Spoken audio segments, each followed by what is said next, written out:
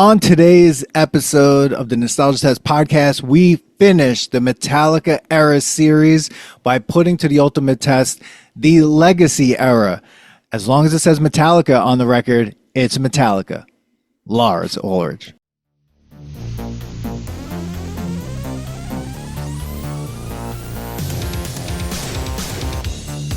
Welcome to the Nostalgia Test podcast, the show where three longtime friends put pop culture's past to the ultimate test, the Nostalgia Test.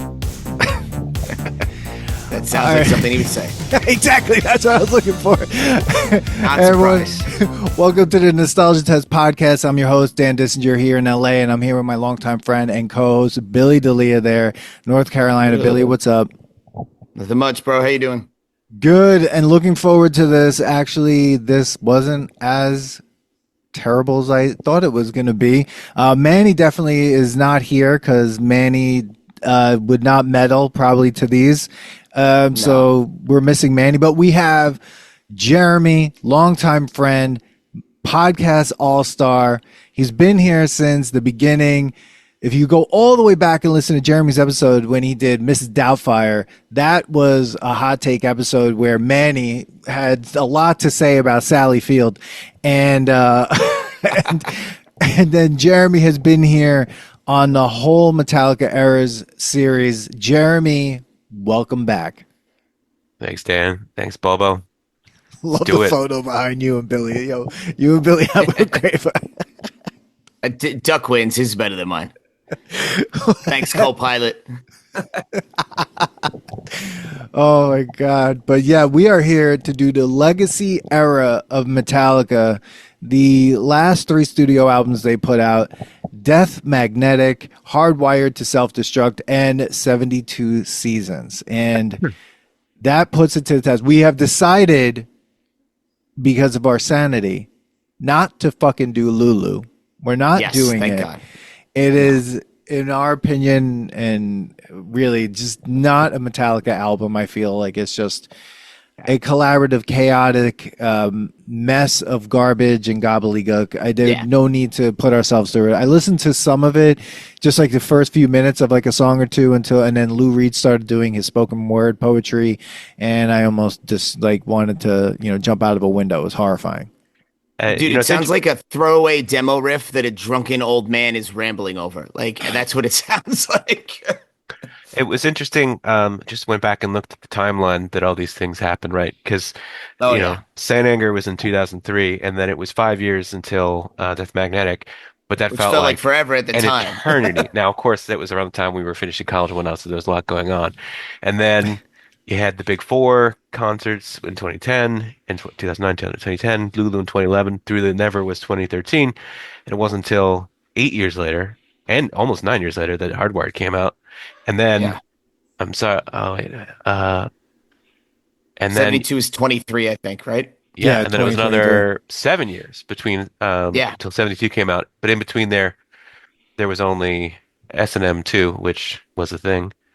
But, it's just so weird how this band shifted from, like, you look at the first couple albums and it was like clockwork every 2 years, like all the way up to the Black album, right? And then with Black we got like four years, right? Yeah, because 95 would load, so you got 4 years, and then obviously 96 was reload. No, 96 was load, reload 97. Oh, my bad. Yeah, 96, 97. Sorry. Yeah, sorry. So, but it's like, all right, 5 years, and then it was back to back, but it doesn't really count, right? And then after that, even then, it was so 97, 6 years till Saint Anger. So it's like they just started getting slower and slower. And I didn't have S&M in between, but yes. It was they were the band where they had all these big projects, right? So they did S&M, which I like the first S&M, it was cool, but they were like, oh, we're so big we can experiment, They did Garage Inc., which is a great fucking album, but it's like, awesome. They were like, oh, we're not going to do another studio album, and then you throw the Jason thing in. So, and then I really think this last era, you saw like a shift where, look, they're fucking mega beyond rock stars, right? They're all, by the time this cycle even starts, in their late 40s, I want to say, mid to late 40s. Yeah, 45. So, yeah, they're slowing down. They're like, you know what? Like, we don't need to be relentless in the studio. We're going to do things on our timeline and our way, right? So I feel like that is the overarching idea that to me goes through all this era. Like everything was done on their timeline, and they were like, "All right, we're going to do what even more so what we want at this point," you know? We talked about the eras, the 80s thrash era, the 90s MTV era, Saint Anger, its own thing, and now the Legacy era. But as I was thinking about it, I realized there was another way. You can almost think about it format. There's the cassette era, there's the CD era. Saint Anger is basically the last gasp of the dying recording industry era. Yeah. Death Magnetic is out clearly the MP3 era album. I think we're going to talk more about that. And then the last two, we also talked a lot throughout about how Metallica became basically this vertically integrated, perfectly ruthlessly efficient corporate machine. And so the format for those is it's whatever you want them to be because they're going to sell every single format. It's really just another thing for them to tour on. The tour is an excuse for the album. The album is an excuse for the tour. These guys have nothing to prove. They could have stopped after Black. They could have stopped after Justice. They could have stopped after Puppets, and I don't think it would have changed their legacy all that much, but it would have changed their bank accounts. So so here we are. Mega corporation, basically, man. You're right. And not even that. I mean, you have starting at Hardwired into 72 seasons. Now they're just releasing this on their own label, so they don't even have to. Yeah, which shares the name with their whiskey. Exactly. Which is surprisingly good, by the way. Really? Nice. Okay. Yeah. Which is crazy. It's like $70, $80 a bottle. It's not bad. It's it's fine. And you're definitely overpaying. It's probably like a $60 bottle of whiskey, but it's fine. Not bad. It's the crazy. secret is they blast it with the Metallica playlist, and then when you buy it, they send you the playlist they blasted it with, which is fucking stupid. Wait, that's real? That's real? I'm not kidding you. I'm not kidding you. How much to get them to blast it with our Unload playlist? I don't know. That'd be cool. I don't know if they take requests. When I ordered, it was just like, hey, here's what yours was blasted with. And I'm like, what the fuck, dude? Oh goddamn, this My Friend of Misery whiskey is depressing. You could taste this mediocrity. Like, Jesus, dude, imagine drinking a whiskey blasted with Lulu. No, God, it would fucking sour in your mouth, bro. I think that's called bath salts, Dan. Yeah. Yeah. Oh my God. But yeah, a lot to talk about these three albums, and especially coming off Saint Anger, which you're going to see the links to all the previous Eras episodes, and the episode that started all this. Really, our thought on this was the episode on the Black Album just alone, and each one of those from the thrash era all the way to now, we really did deep dives, and I feel like we had the longest break between Saint Anger and doing this, and it was just doing Saint Anger was so difficult that when I turned on Death Magnetic and I heard the opening track, I was like, okay, thank God. Like, I actually was very happy with the opening of Death Magnetic. Relief is the got to be the top word on every Metallica fan's mind when they heard Death Magnetic. Like, oh my God, they're not dead. Yeah, because it was just so bad, right? Like, I remember hearing they were teasing little clips for probably 2 years, and I remember hearing a clip of just the chorus part of Cyanide, where it's like dun dun dun dun dun, and I was like, holy shit, like that doesn't sound like shit. Like, when is this coming out? And then it was 2 years later, so there was a lot of relief washed over me in an awesome wave. Yeah. Okay, let's say that for another episode. But I mean, and here's the thing. I mean, they really needed to change their production. They needed to really take in what are we trying to do here? And thank God. And we'll talk about the production because that really is a point of contention with this album. Yeah. But just a little bit about the album, just from Wikipedia, quick notes here.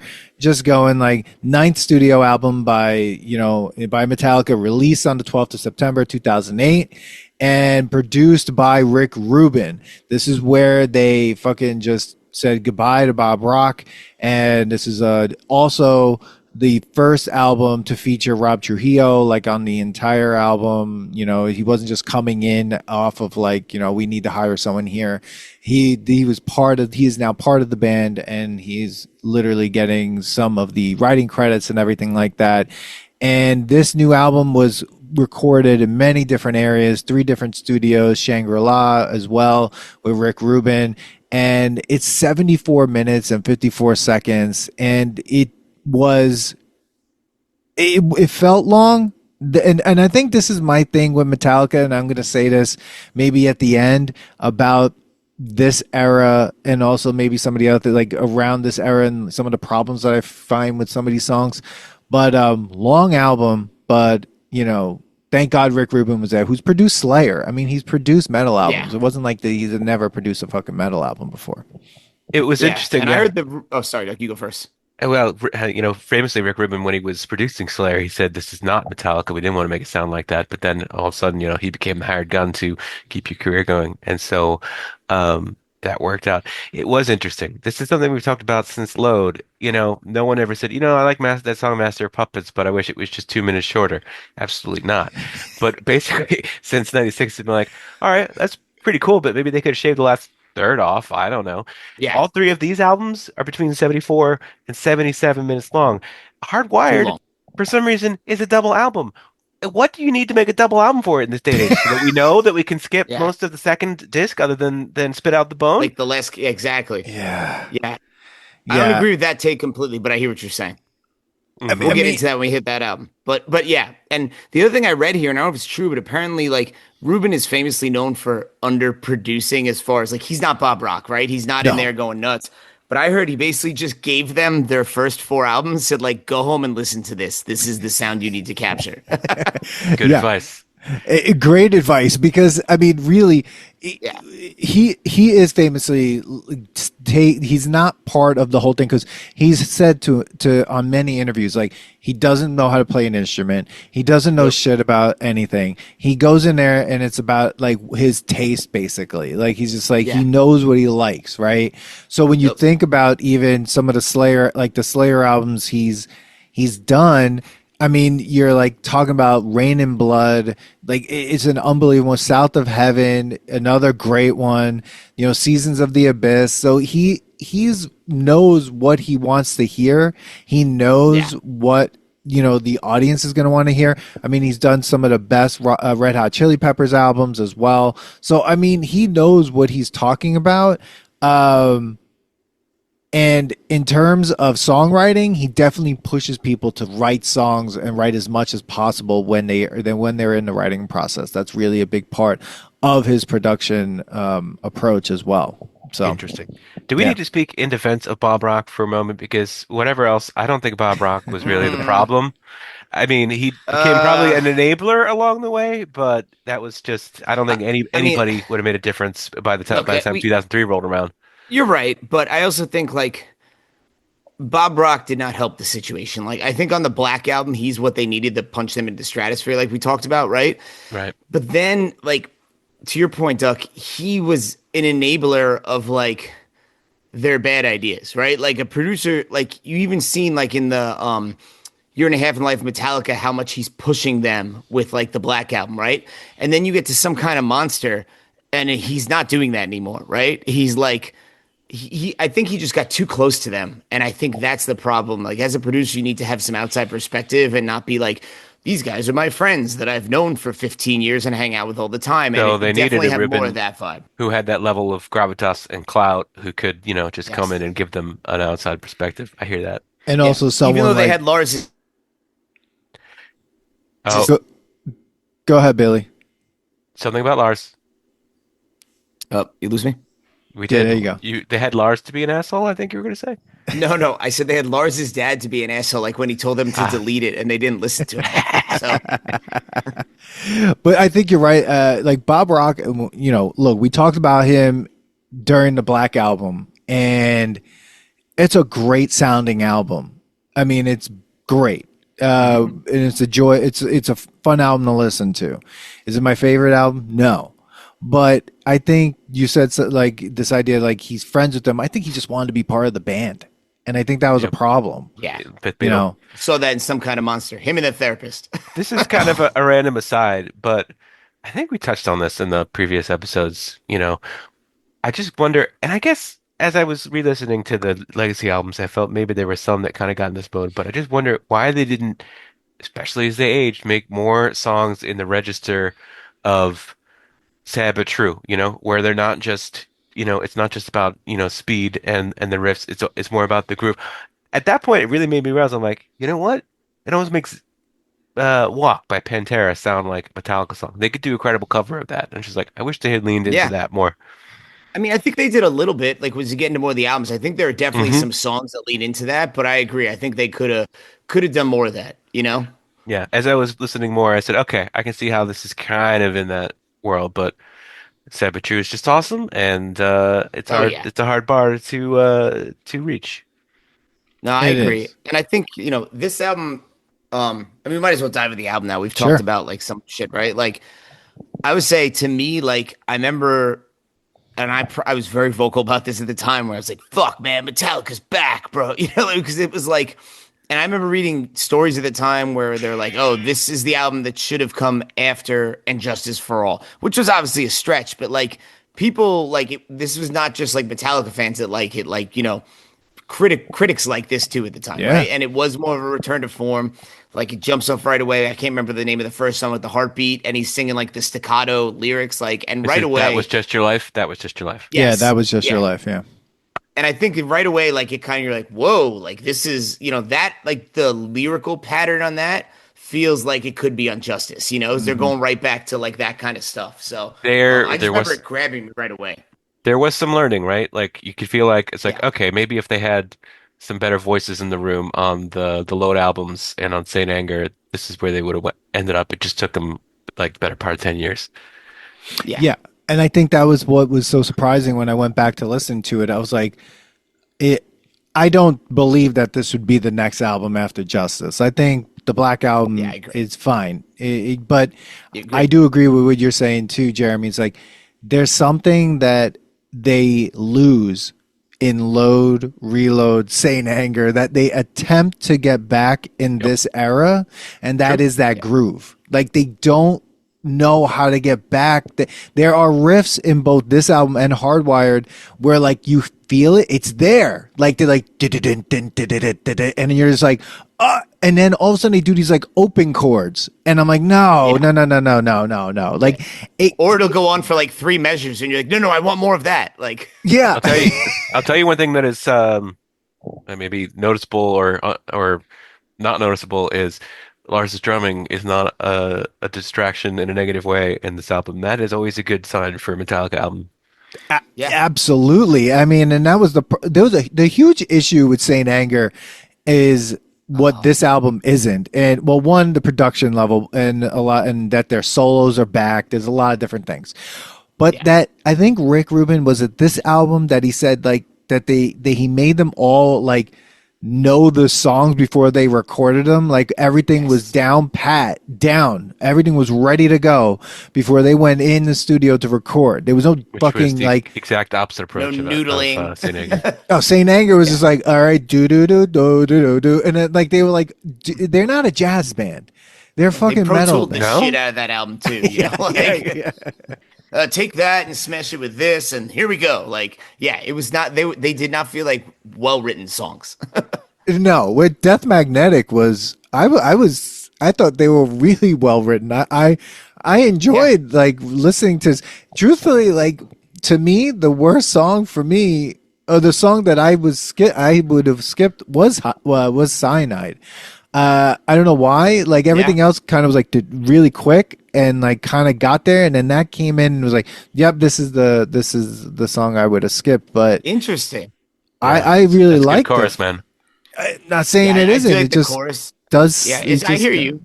yeah. I think that's speaking to like there's no standout song here. Like, all right, that's the worst song on the album, right? Like, there's always Hmm. usually that, or like I'm looking at this list now, and like once again, it's not like the early albums. Like, you're not gonna skip a song. There are songs you skip. Like, I usually skip the Judas Kiss if I'm listening to this. It's not a bad song. It's just not my favorite. But like this is like a solid track and solid lineup. Jesus.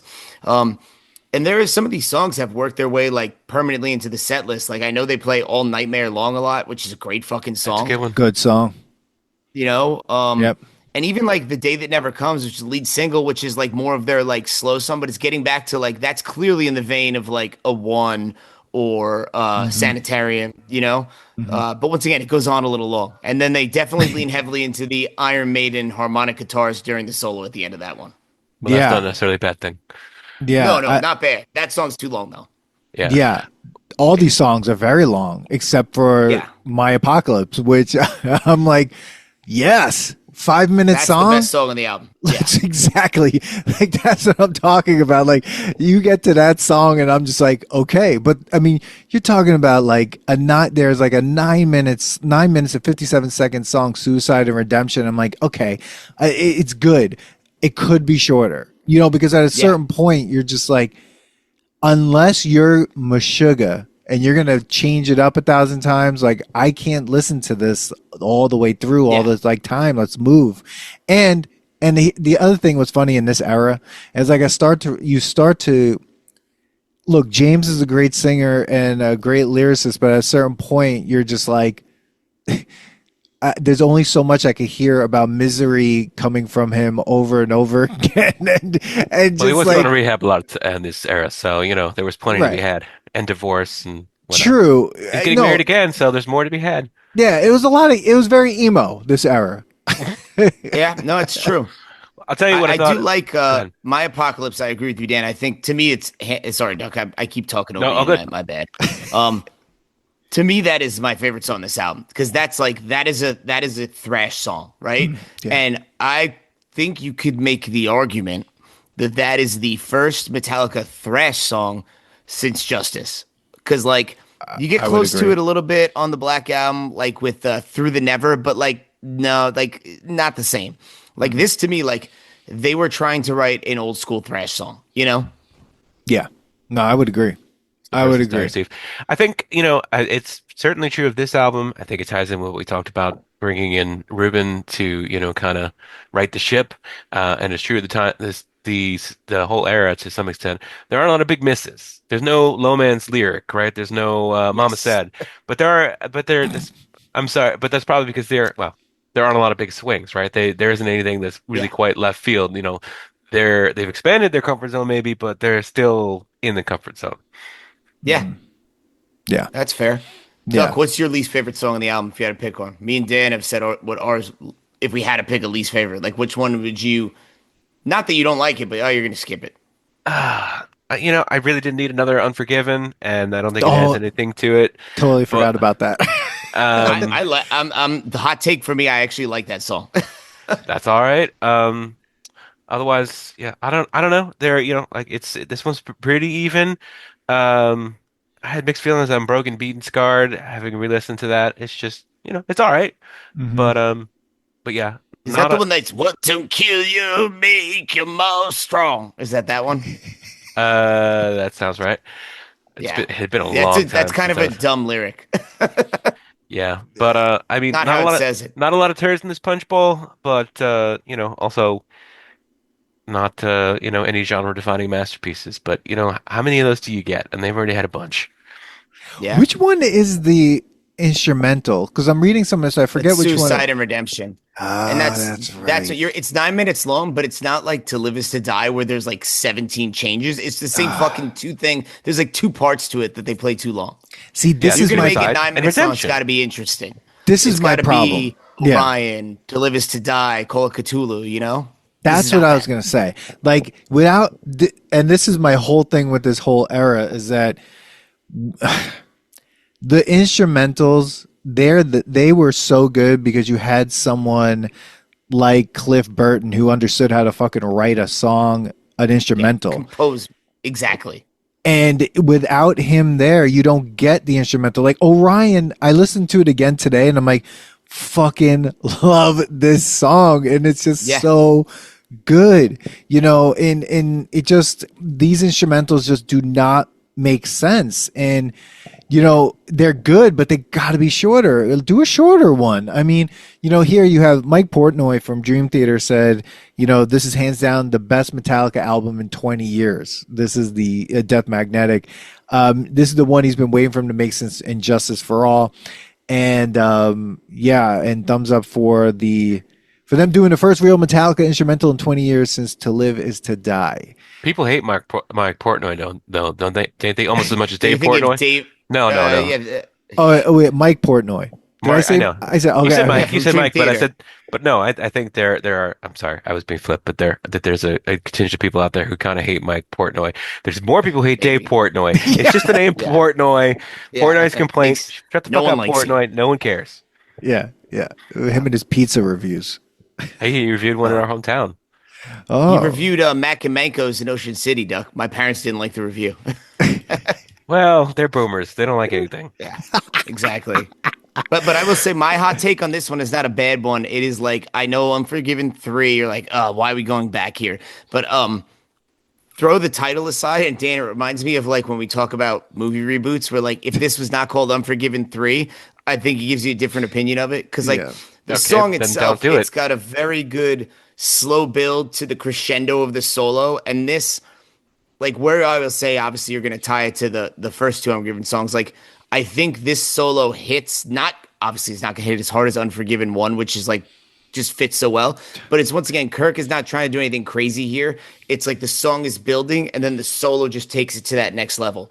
Unforgiven 2, I'd throw that away before this one, to be honest with you. I agree with you. I thought if they didn't call it Unforgiven 3, I would have been like, take. How about like you take that song Suicide and Redemption, call that song, I don't know, Redemption then. I don't know, do something Yeah. like, and then cut Suicide and Redemption in half and then, Yep. call it, I don't know, Suicide. But who the fuck cares? Like it's just Unforgiven 3. If they didn't call it Unforgiven 3, I would care more about it. I think that song they should I never agree. do.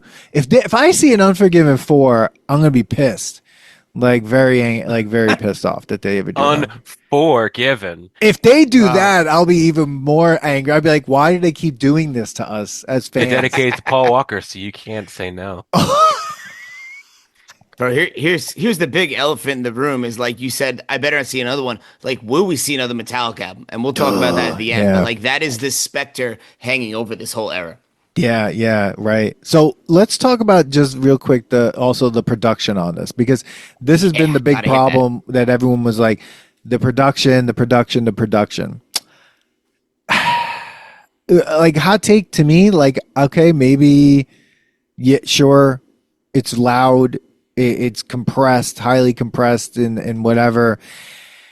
But if you're going to complain about this production after Saint Anger, then just shut the fuck up. Yeah. Like, just like, to me, it was loud. That's fine to me. Like, it didn't really bother me too much. Also, you got to think, like, if you're listening to a Slayer album, like, what do you think the production level on that is? Like, it's the same. It's loud, right? But it didn't bother me too much. But that's the whole thing. Everyone's just so angry that it's too compressed. You hear a lot of like maybe some bullshit. It's called brick walled, whatever. But then people then also they listen to the Guitar Hero version apparently, or the songs. Yeah, I used to have the game. It was the Guitar Hero Metallica, and It was mixed differently. it's ridiculous, but the mixes are a little better there. That's so weird. Yeah, but saying it's like the Loudness War, ongoing industry effort to make recordings as loud as possible. Yeah, because you get to Okay. that point where your ear can't register, right? And you get that weird like cutoff, right? Like, isn't that what some of the issue is? Yeah, I mean, don't know. We're I'm all a deaf. big. I also think like maybe it's because I'm old, but I think at this point, if you listen to like a recording that was made in native analog versus a native digital recording, I think the analog sounds better every fucking time. And even the new digital ones that sound good, they're trying to make it sound like analog, right? Like, so it's like That's purely taste and aesthetic, and yeah, absolutely. yeah, that's because I'm old, like I said. Yeah. That's all true about the production. When you listen to it, it's on its own. You may not notice it immediately unless you really think about it. But when you listen to it back to back with the other legacy albums, especially, then you can realize it. Pop quiz. We talked about Rick Rubin. We talked about Pop Bob quiz, Rock. hot shot. We all know about Fleming Rasmussen, who is the first Yes. credited producer of the second two albums in the legacy era. Ooh, Oh, fuck. he. Is it all right? Here's this. If we hadn't seen it before, is it a name we would know? I doubt it. I mean, Okay. I'm looking at the notes because I'm doing all stuff. So like, I kind of, I know the guy's It's name. okay. The answer is we don't know. Glenn Fidelman and Phil Norman. Surprise, surprise. Yeah. Okay. Interesting. Or He, Fidelman, well, he was like the the engineer. engineer. Yeah, Yeah. On, Okay. what was he the engineer on? Saint Anger or Death Magnetic? I I think he think, was on Death Magnetic. yeah. So he was the engineer there, and then he produced those two albums. Yeah. That's a classic progression. Just a Yeah. I mean, but fun it's also, I mean, fun I fact think he trivia. he did a pretty good job. So we'll get to that. But yeah, I think he did a good Yeah. job. So I Are mean, we all right. are we getting do, there? I think we're Yeah, getting it. should we rate magnetic and move on to the next one, or are we doing that right? Each one and then move on, or But yeah, no? why not? Why not? Why not? We'll put Do this it one to the quick. test. Death Magnetic does it pass the nostalgia test? Billy, what do you think? I say yeah. Like, this is not one that if I listen to a shitload of Metallica. It's not one that I listen to all the time. But when I listen to it, it's not like, oh, I remember how cool this was. I'm like, oh no, this still fucking slaps. So, Mm, overall, yeah, 100% say it passes. It awesome.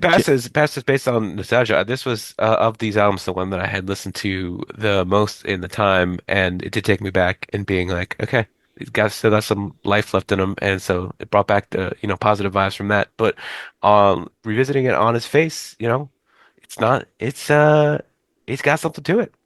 Yeah, I would Yeah. agree. I thought this one was great. I enjoyed listening to it. I think it passes the nostalgia test. There's a lot of things that I'll revisit and listen to again, and because it just was a great. Maybe it's also just the idea of being like, all right, Saint Anger was right before this, and then they have this, so you're kind of on that high, being like, oh my god, a guitar solo, and it doesn't sound like they're like recording in a tin can, and it just it's so much better. But no, but I think also the songwriting was just so much more superior than what we saw, and we'll get to a total ranking of these as well, of all the albums, and then, but Death Magnetic I thought was really really fun to listen to, really great. So that brings us to Last 2016. fun fact, by the way, Go on Death ahead. Magnetic, because I'm gonna one last point for the Unforgiven 3. I will say, so I am one of the few people probably that I actually wound up buying S&M2 because I was big into like vinyl at the time, so I bought it. There is a instrumental version of Unforgiven 3 where it's just James and the symphony with no Metallica doing that song, and it's fucking awesome. Like, it's a totally different vibe where it's just the symphony and him. So I recommend checking it out. There you go. I Heard it here first or last. Awesome, awesome. All So right. that brings Sorry, us Dan. Back eight to you. no 8 years later. We're on their label, Blackened, Hardwired to Self-Destruct, and fun fact to this one, as we get into it, the best thing that I found, and this is actually, I think this is the reason why I have my opinion of this album. Kirk lost all of his ideas because he lost his cell phone, where all of the riffs that he had been working on, he didn't back it up. So he has almost zero, I think zero writing credits on this album, basically. So, Really? yeah. Yes, I do remember hearing that. Yeah. And here, this is the number one ranking, marked only the second time in so this is it's sixth consecutive studio album to debut at number one on the US Billboard 200, selling 291,000 album equivalent units in its first week, topping the charts in 57 countries. The number one ranking marked only the second time in the charts history that any band had six consecutive albums debut at number one, following Dave Matthews Band. Wow. So Well, that's who you want to follow.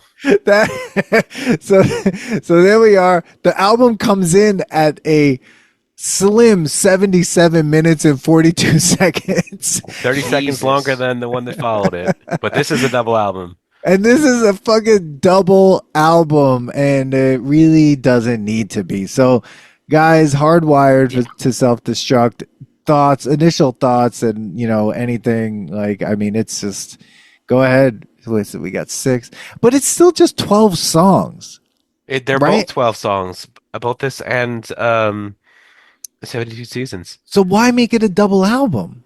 That's what I'm asking, man. I don't know. And even I'm looking, I'm Spotify. It's a double album. That doesn't mean anything. It doesn't mean anything. That's exact. Well, I remember this was probably the last album I bought on CD. Really? Oh, that's So yeah, interesting. That's it. yeah. Yeah. Can we talk about the cover? Like, there's been a problem. I hate the cover. I hate the cover. This is the worst cover, and they've been really having cover problems since Load, obviously. And Yeah. Death Magnetic, I think, is a cool looking cover, though. It looks like a hairy, like fucking grave. Like, it's a really weird image. I sometimes don't understand what it is. I'm like, is that hair? It looks like pubes. And then It like could have been. It could have like been a much butthole. cooler, man. It's called Death Magnetic. Like you could have had a really cool bring Pusshead back or something. You know, like looking at it now, and you're thinking, it looks like a butt. it does. It's like a hairy ass. with a coffin shoved in it. Death up your ass. What is wrong with them? Why can't they get it right all the way? I'm sure it's clearly created by some computer graphics bullshit. You know, like. They didn't have it in the budget, I guess. But like the fucking Hardwired one, like So what stupid. the fuck is this? What? I get it. They're like, let's mesh all our faces together. But it looks, if someone did that, I'd be like, wow, that looks fucking stupid. Like It looks like I'd rather a- have the cover be Jeremy's background. Like Yeah. It looks like the old scary stories to tell in the dark books, but not as cool. no, that's doing discredit to those. Those were much better, dude. Not as cool. I still have those. Yeah. All right, you guys, you're leading me to believe that this was not a high point for you. You know, I think maybe it's just because I revisited this You mean today. the but album or the cover? the album. Oh, all right. I revisited it today, and I dug it more than I was expecting. It's probably the one I listened to least, having been listened to 70 Seasons a little before we went and saw them last year. But the first half, especially, and the last track, pretty fucking solid, and sounded pretty goddamn good, all things considered. As we said, you know, they kind of got their production issues sorted out for the first time in a decade. Yep. And this one to me, like I like this album a lot, being completely honest. To me, this feels like taking what we heard in the Low Reload era and taking what we heard in Death Magnetic and kind of meshing the two together, right? Yeah. Because I mean, this song, I remember the first single was Hardwired, and it's the first song on the album. That song kicks you in the fucking face. You know, that's a great song. You know? Because it's 3 minutes great. long. It's 3 minutes long. It punches you in the face. It's thrashy. You're like, oh shit! Like, and there's like the you know 2 measures that Lars does a full double bass again, right? So, There, but wow, it like speaking of Lars, you know, it hits you. that I don't disagree with any of that, but it does get points off because I feel like it starts off with that same fucking rote pattern that Lars has been just playing for the last 20 years in concert, and that's like Oh, opening you the talk album. about Hardwired? Yeah, Hardwired. it's basically fucking Overkill by Motorhead. Yeah. It's basically what he's playing. Yeah. Yeah. But I mean, the 3 singles were Hardwired, Atlas Rise, and Moth into Flame were like the 3 big singles off this, and I think they're all those are solid songs. You know, Those are I solid think songs. so. I think Hardwired is my favorite, in my opinion, because to your point, Dan, it's short and to the point. Halo on Fire as like it's another one where there's like there's like 3 songs in there and they should have picked one. Yeah, I actually don't like that song. It's one of the few songs down I don't like. It's the video's terrible. Have you ever seen the video? It's like No. a bunch of like it's like them playing live and a bunch of fans singing around them, but they look like fans that belong at like an Avenged Sevenfold concert, not a Metallica concert. It's really bad. Yeah, I'm not a fan of that song, and I also don't like surprisingly I don't like Dream No More. I love the subject matter because it's about Cthulhu, but I just think that song is throwaway to me. Yeah, that wasn't that song. It's was about difficult to Cthulhu, get but it through. also has like a throwback to the thing that should not be too, right? Yeah. Yeah. It's just But- I don't like the riff. It's like down da da da down down da da da. It's I'm not a fan. Don't like it. Yeah, I liked. There are songs on this that I enjoyed. I mean, I liked Moth to the Into the Flame. You know, I did like Hardwired. I thought that was really great. Atlas Rise, I think I like it. But then when you get to the second half of the album, it's just really different. Spit Out the Bone is good. could be a little shorter maybe, but like Man Unkind, I mean, I Yeah. don't know what the hell that is. Like, I'm not gonna lie, I like that song too. You know what it reminds me of? It reminds me of Metallica trying to do a Sabbath song. So, but I could see why you don't like it. I don't disagree. This one's weird for me. Like, I like that song. I also like what you guys may not like. Now That We're Dead, I think it's like a nice mid range to what you were saying, Duck, where it's like that's when it's like dun dun dun dun dun. Like it's third song on the album. It's just like a mid level, bang your head to it. I've seen him play it live. It works well live. I don't know. So those are ones I think people may dislike that I like. But this is the album where, like, to me, I really noticed. It's funny thinking that like Kirk lost all the riffs that he was working on. There's like 250 riffs that he was working on, he said. And knowing that really, really showed for me, because there were moments where it was like you had that chugging type of understanding of the riff, and then it was gone. And then it was like really long language songwriting or whatever, like, things from like that were like Load or Reload. And there are good songs on Road, and well, I would say like better songs on Reload probably, but like they're just it felt a little lost for me, and I was listening to it, and a little too a little lost. Actually, that's really what it is, because I was every time I was like, all right, where's the guitar solo, and then I would like get to it. But it was it was good. It's funny that Pitchfork liked this album way more than they like Death Magnetic. They gave Death Magnetic like a super low score. They gave this a 6.5 out of 10, and Pitchfork gave Death Magnetic 4.9. But I can't agree with that at all. No, like that totally doesn't make disagree sense. with that.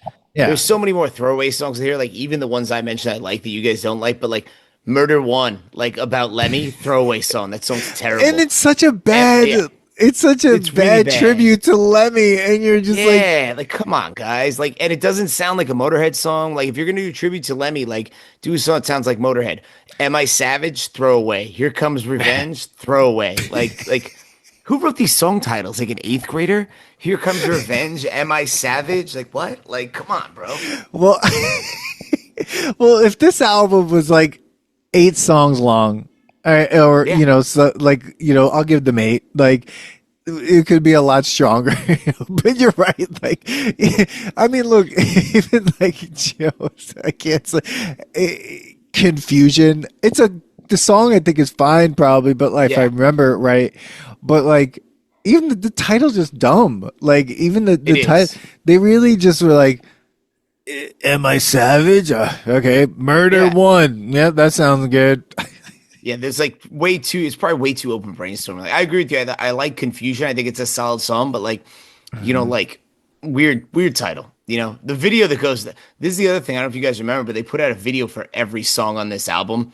That's right. Because it was like a big thing. They were like, oh, they haven't had an album in 8 years. We're doing a video for every song. And some of them are pretty interesting. Like Confusion is like a war one where I think it's like someone in Iraq and then they have PTSD. Yeah. The Man Unkind one is funny if you watch it. It's actually a band playing on a stage that's not Metallica. That's a black metal band playing this song. Oh my God. What are they? Pink Floyd? Really with weird concept, dude. I was overthinking it. I had this on in the background. Excuse me. The Spotify was playing close to the videos, and the one for "Am I Savage" looked absolutely insane. It's like a wolf video, right? It's like a cartoon wolf. No, I think this is the one with the guy. I don't know, like the people like wrapped in like fabric who like don't exist. Oh yeah, yes. It's so. And there's a guy. Here Comes Revenge is the wolf, and like this guy's kissing these people wrapped in fabric. Like, what is happening? Like, this is what I'm talking about. Sometimes you're just like, they get to a point where you're like, I know that I said there are no bad ideas, but that was a bad idea. Yeah, like I'm looking at the video now, and it's like Lars doesn't even look like he's playing. Like he's in a denim jacket and a beanie, like. And Kirk looks like he's in a whole other band every time. I mean, what's funny is always has. Yeah, and there was a moment where I was looking at footage. I think it was from 72 Seasons in the videos, and he's wearing like a Hawaiian shirt on stage, and It's just Always. crazy. That's what he wears live. Like when me and Duck went, that's what he's wearing, something like that. With Dude's like like a Frankenstein monsters on it. stoner surfer, you know? This He guy has the is, fucking Boris Karloff guitar. Like, oh my God. And this guy's hitting himself in the face with cake. What does he do? yeah, This is a dumb video. Like, yeah, sometimes they just lose track of what's happening. And yeah, I agree. I also would murder, say Kirk is the one I want to hang out with most out of anyone, oh, He definitely has 100%. weed. followed by Rob. Like, James and Lars, I think, would be dicks to hang out with. Yeah. Wow. Yeah. Spit Out the Bone is like this weird video. It's like a science fiction. That's a great like, song, though. Yeah. No, the song is great, but it's like the video is just fucking Yeah, confusing. because it's basically about AI taking over the world, right? So they lead into it, but it's shit quality. Yeah. Yeah. Wow. It's yeah. like an AI produced video about AI taking over the world. It's so weird. That's why it sucks. It's so Exactly. weird. It's so weird, and they should have never Yeah. made it a double album. I Yeah. there's some great I think you highlights could to make this, an but 8-song album that would be pretty fucking strong, in my opinion. So it I- sounds like, in your guys' opinion, this is where they start getting to this. Yeah. I mean, I think so. I agree. It's a lot more like mid-range, but not like sad but true ones, like you were saying, Duck. Like there's some that have it, but a lot of the songs on this are more of the mid-range. If they go fast, they go fast for a couple measures. Like outside of the beginning and end, right? You got Hardwired, Spit Out the Bone. I would say every other song in there is like mid-range beat for the most part. There's not like thrashy fast, outside of a few bars. But So I that's think the- it's, that picture's fucking hilarious, dude. Yes. But that's the crazy thing about going from Death Magnetic to this. Death Magnetic was definitely them going, look, we could still do it. And then Lars on the scooter. Hardwired, they're like, we're gonna take a little bit of take a rest. It's just like, but and the songs aren't bad. I'm not even saying that. It's just that you gave us Death Magnetic, and then you're like, well, we're gonna take a little bit of a break, and then slow it down. But also, guess what? Our guitarists lost all their riffs All that they his were ideas. working on. Oh, That's he's just jerking off on this album pretty much. Like I think Kirk went in the studio and was like, like I don't think he wrote shit. I think, and I think I read that somewhere that like because he lost that, he just went in and like stream of consciousness everything on the spot, and they were like, "Do you want to do it again?" He's like, "Nope, I'm good." well, and Like, like you I'm said, gonna go get high and go surfing. like you said, Jeremy, like you also have a producer that it was the engineer from the previous album, so you might not have someone that can go, all right, guys, look, you're gonna do another take. Like Rick Rubin would have been like, we're doing another take. Bob Rock would have been like, I mean, when you watch all the shit from the Black album, like he made him do take after take for those solos. Kirk just was like, fuck it, I'm in Metallica. I want to go surf or sit on my ranch or do what the Says fuck I want. Metallica. It's Metallica. Couldn't be clearer than Yeah. that. Yeah. But yeah, I think it definitely had that mid range. And I think to your point, Dan, like we saw Death Magnetic, they were like, oh shit, like, hey, this is more what it used to be. But also the gap, I think, is the big difference, right? Because like Death Magnetic's about, they're in the 45 age range. This comes out, they're like 52, 53. Like It's like fucking 8 years. yeah, dude, like, and your body with playing like thrash songs like are not, unless you're crazy. Like if you look at some of these guys that are still playing like that, like I saw an interview with Gary Holt and he's like, oh dude, my whole body hurts all the fucking time. He's like, my shoulder's completely fucked up. Like, cause it's like, so then the Metallica was like, oh, we're rich. We don't need to do that. We're just going to play mid tempo and not hurt ourselves, It's a Yeah. great segue to 72 seasons because that's Yeah.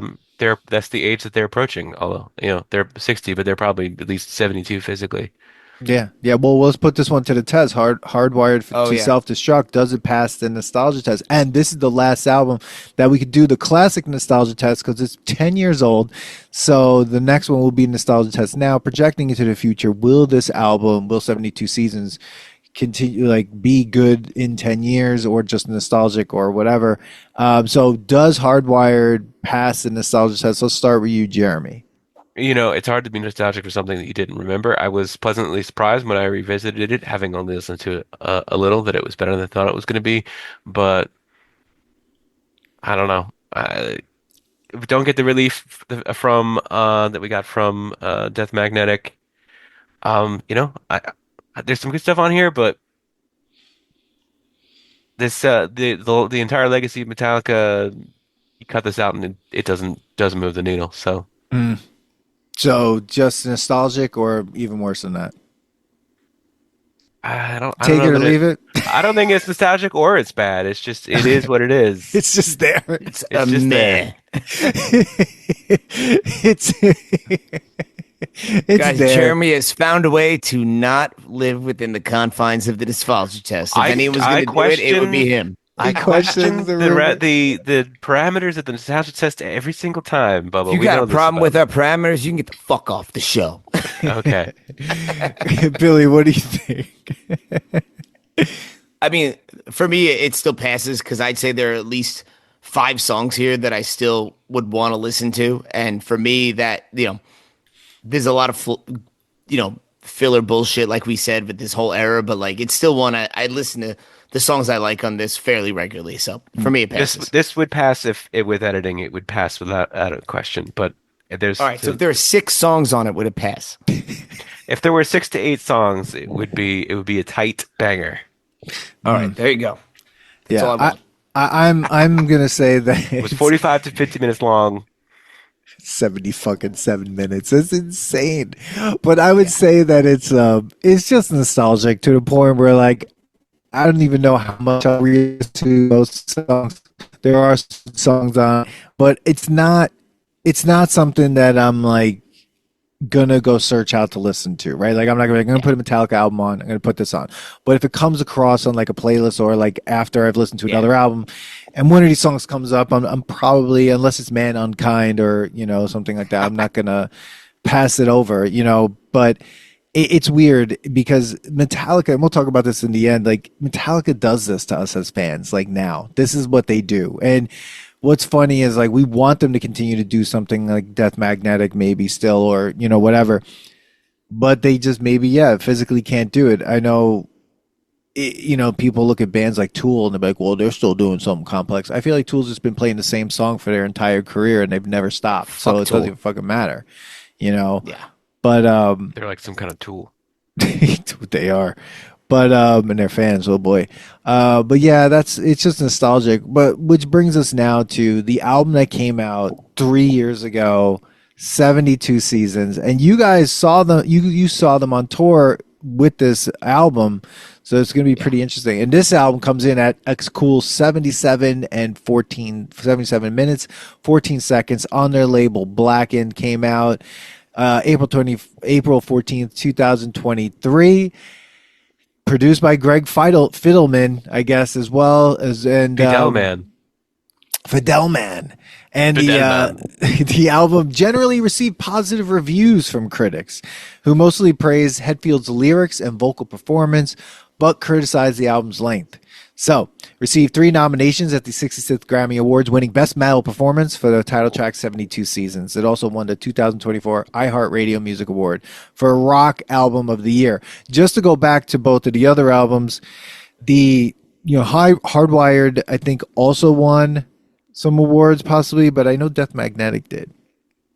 I'm pretty sure it did. Boo-ba-doop-doop-doo. That Yes. iHeartRadio award's fucking huge, bro. Oh, I mean, It did. Death Magnetic was nominated for 6 Grammys, 5 in 2009 and 1 in 2010. It won 3, including Best Metal Performance for My Apocalypse.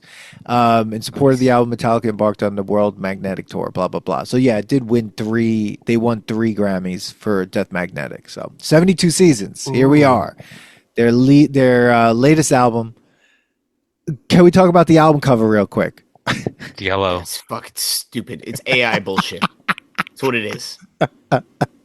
Like, I think they said that the 72 seasons is supposed to represent the first 18 years of your 18 years life. of your So that's life, like yeah. everything that's here. Bro, like, this is fucking stupid. Like, this is like they put that prompt into AI and this is what they got. And they're like, let's make it fucking stupid yellow also. Like, Don't like the yellow. This is the first time I've ever listened to this album all the way through. It's one That's of these, fair. because again, and we were saying to start the break, Metallica worries me every time they put things out, because I don't know if I'm going to be disappointed or excited or anything. Plus, their albums just keep getting longer, so it's a lot of work to listen to them. Yep. So, And you want to be excited. And to me, we talked about this. The last time I was truly excited was when Saint Anger came out, and it was like getting kicked in the nuts. So you're always apprehensive after that. it was like it was like getting kicked in the nuts after someone kicked you in the nuts. Like it was just like yeah. you just I remember being healed like, from oh, Reload. this sounds cool. Like, no, it sounds like shit. You're trying to convince yourself it sounds cool. Yeah, you just healed from Reload, and then they were like, "Hey guys," and then bah, right in the nuts again, and you're just like, "Come on, man!" Yep. It's And that just- second time they had a steel tip boot on. yeah, and eyeliner. So, so fuck.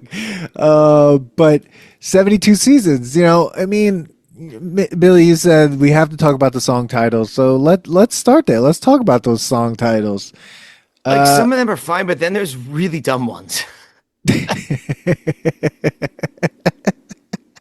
Like which ones? Like Screaming Suicide. Like that sounds like they're trying to write a Slayer song title, which no, doesn't work. Shadows Sleepwalk My Follow. Life Away. What Yeah. I do that every day. That's not a song title. Shadows Follow isn't terrible. It just sounds like some shitty like hardcore emo crossover Yeah, band. that's whatever. Well, there's You also Must Shadows burn. Fall. There's Shadows Yes, Fall. That's the other, Yeah, like Like, that. yeah, you must burn with an exclamation point. With an That's the worst. exclamation point. If Darkness had a Fuck son, you. Dude, that's so dumb. I that hate that racist? song too. I don't I do not like that song. like either. too far gone, too far gone. question mark. Foregone question. Crown I mean- of Barbed Wire. Like, is that? I don't think is that about Jesus. I don't know if it is, but like The that's what I opening think. lyrics to that song are just, I'm just like, come on. And people, look, James has got a great voice, but I am one of those people that's just like, his lyrics, sometimes someone needs to be sitting next to him and being like, look, James. They've gotten worse. He stopped drinking.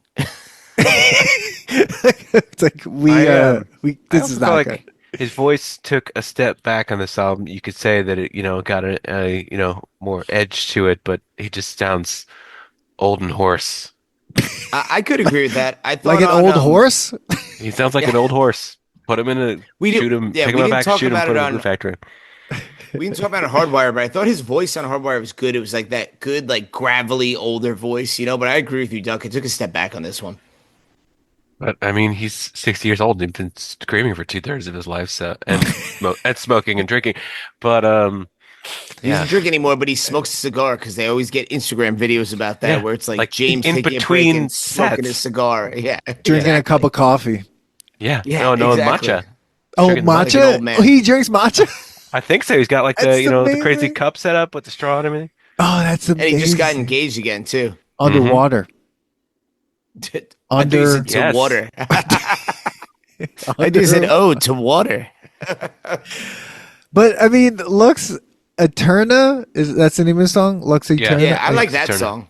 His voice is great on that song. He's really hitting some great notes. I think that's a good song. And that's one where they teased us because that was the first single. Remember that? Or you're like, oh shit! Like Coming in at 3 and- minutes and 25 seconds. it's just like Hardwired, right? Where it's like a 3-minute banger.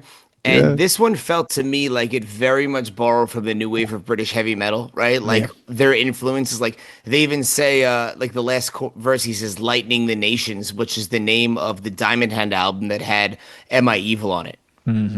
So Yeah, that's one thing definitely. we didn't talk about. Definitely It has that started feeling. bothering me where they started recycling lyrics of these last albums going back to Death Magnetic. Like, I don't know if you guys noticed that, but it bothers me where they get real meta and self-referential sometimes. They were doing and that it bothers- in the Lone albums. They were in The Memory Remains, Ash to Ash, Fade to Black. Yeah. Yeah, you're right. They started there, but I was more thinking like it started becoming more pronounced, at least I noticed, where it was like, fuck it all and no regrets. regrets, I I hit fucking hit the the lights lights on with these these. dogs. I'm like, come on, bro. Like Yeah. Saint Anus. Like, and then like he references literally references that album Lightning the Nations I was talking about, and then like there were some on the other ones where they they recycle lyrics. I'm like, like stop, you know?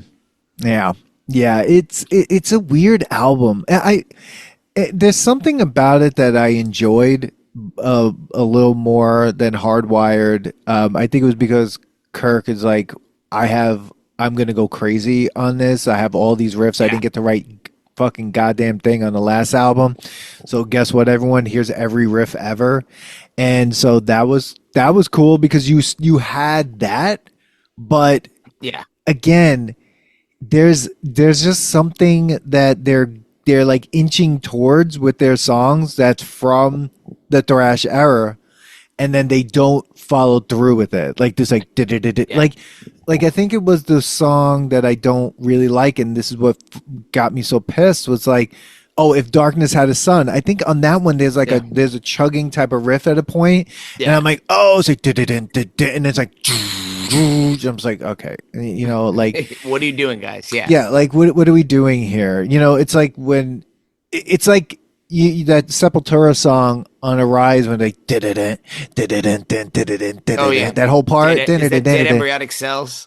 oh, and they follow through. They're doing, and I'm like, see, Metallica in this, like, there were moments where it's like, oh, they're right there, and they just stopped. They didn't go. They didn't follow through. Got with the, that. you got the riff edging. that's gonna grab your balls, right? Like that's Right. the riff that's gonna grab your balls, and you're gonna go. You know, Right. the closest I think they come on this album to that is Shadows Follow. I think there's like 5 good riffs in Shadows Follow. I think that's a solid, like a really like it's got a decent speed, like some really good riffs. And that's one too. I sent you guys that video earlier today, but someone took like a medley of all the songs in this album and changed the guitar tone to the Justice tone. Yes. And it makes it sound so much more aggressive. And I It think does you with could say that for all of these albums, all we're talking about, the guitar tone is not the same. And look, I don't play the guitar, Dan, so I don't know if it's like, is it a down tuning thing? Is it the way it's produced? Because if it's the way it's produced, they should have gone back to Fleming Rasmussen, because the guitar tone on Lightning, Puppets, and Justice, if you replicated that with the riffs from some of these new albums, it hits on a different level, you know? Yeah, so we're gonna just the video you're talking about, and I'm gonna put it in the show notes because people should check it out. From State of Mercury, it's like, what if 72 Seasons was And Justice for All? And this amazing, you know, this guitarist does the whole, like, does like a medley of 72 Seasons playing bass, and it's well, he had also done the Injustice for Jason, where he did better bass mix for Justice, right? Yeah. Shout out to that guy's whole page, by the way, because I don't know if you guys I follow him, and he will take all different era Metallica songs and be like, what if this song was on this album? And then he'll play it in that style. So it's pretty fucking cool. Like, even some he'll be like, what if Master of Puppets was on Justice? So it's not just like the obvious ones, you know? So here's the question. Fundamentally, why did Metallica make this album? And is there a reason? Is there a reason other than to make more money? Touring. And because because they weren't ready for the album before it to be their last one. They could go on tour playing only songs from before the year 2000, and people would come out in droves. They don't need more albums just to tour. They don't need an excuse to tour. No, they could tour until they die. Which I think we may be at that point. Like, it wouldn't surprise me if it's the last album. And like, even like to go out, if the last song they put out is that last song, which once again, I think there's good parts of that in a Murata song. Holy fuck, that song's long. Doesn't need to be 11 minutes long. If they just cut it down, it's a 6-minute song. That's a solid song, you know. Well, this is a bigger question. What are you doing? With these massive, genre-defining acts that stick around too long, there is no pattern for like how to go out. The Rolling Stones are still ostensibly touring and putting out, new albums for some fucking reason. And it's like, great, yeah, you made it. You made a decent album in the, declining returns every decade since the 70s, but you're still around. Well, the Beatles did it right. They fucking were like, we're done with this shit. Let's put one more album out and we're fucking finished. Like, and I think and they did it a way long time ago, and people still listen to that music. And I think these, the problem, here's the main problem. a band like the Beatles, all of those people, every member of that band could go and do solo shit, and they all did, and they all were making a ton of money, and they all already had a lot of money, or they just wanted to do something. Well, These guys don't want to do anything else. Now, Kirk did put out an album. He put out Portals, like, and it's an It's a solid interesting album, by the way. Like it's not like for everyone, but no. it gives That's him a- a chance to show off his guitar work. Like it's in like the Steve Vai, Joe Satriani realm of kind of guitar, Yeah. right? That's So an interesting comparison, Metallica to the Beatles, not just because, of course, we have Beatallica, the premier Beatles songs played in the style of Metallica band that exists that made out more than one album Holy somehow. shit. But well, the Beatles, depending on how you count, were only around for like 6 or 8 years, right? And they were hyper prolific and put out all this shit, and that was basically Metallica from however you want to measure it, from Kill 'Em All up to Black or even through Justice, right? They cranked out just like absolute pinnacle god level material, but instead of, tearing each other down and going off and doing their own thing, they just decided to stick around. yeah, they Tear could each have other lived down fast and keep died going. young. What? Yeah. I'm sorry, Billy. Yeah. Go ahead. Yeah, they instead of doing the live fast die young model, like it's I saw some alternate reality. I sometimes get real rabbit holes we all do in social media, and I found a YouTube video that was like, "What if Dave Mustaine never left Metallica?" And it was 37 minutes long. I watched Too the long. whole thing, and it was Well, all speculation, but it was basically like they would have burned out after the Puppets era because it would have been like you would take like where Metallica put out and then like the Peace Cells and Rust in Peace, and like basically said when like Rust in Peace hit Justice, that they would have like just fractured completely and the band would have broken up. And you're like, would that have been better than having both these bands? I don't know. They both hung around for too long.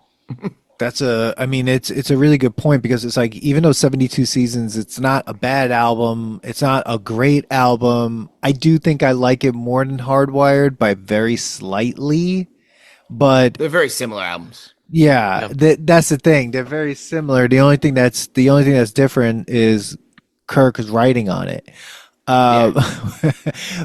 But no one's telling them these songs are too long. I really feel like, and this is what I was saying in the beginning, if from Saint Anger, well, fuck Saint Anger. Let's not even talk about that album. Yeah. Death Magnetic all the way to 72, these three albums.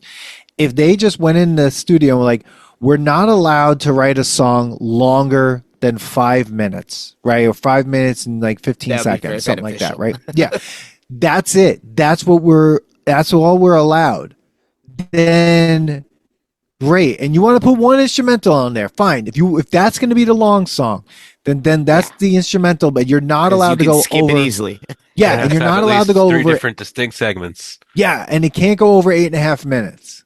Like, then you would be able to have songs that actually have a structure. These songs have very little structure, and the structure that they do have, it's just very confusing most of the time. And if you break It's these bad rules, songwriting. there will be Let's be honest. consequences. It's bad songwriting. It's Lars, if you break these rules, you have to say something nice about the Yeah. bass player, and we know you can't do it. exactly. And honestly, from going from, in my opinion, and here's an interesting one, Dan, because you mentioned this earlier. From going, in my opinion, one of the best like writers of songs as a band early in their career, to these songs are meandering trash. Like even the ones I like yeah. even the ones I like the song structure is terrible. Like it doesn't make sense. But what was the commonality up through Justice was Cliff wrote a lot of that. Like even on Justice, his influence was there, right? So whether he wrote that or they were just coming off of that mindset and thought that way, and then you with Black Album, you have Bob Rock pushing them to kind of write quote unquote good songs, and then they become the most famous metal band ever, one of the biggest rock acts in the world, and their songwriting from then on goes to shit because there's no one there that knows what the fuck they're doing from a songwriting perspective because Cliff's dead, and there's no producer that is willing to be like, hey, you're some fucking schmuck that's not famous, fuck that, do this, So I think that may be the combination of the two. Well, that's a plausible theory, but there's also just the fact that, as we said, they're, Beatlesque, hyper, prolific for the first close to decade. How much, how much, God level creativity does anybody have in them? Well, Do you think it's a finite amount?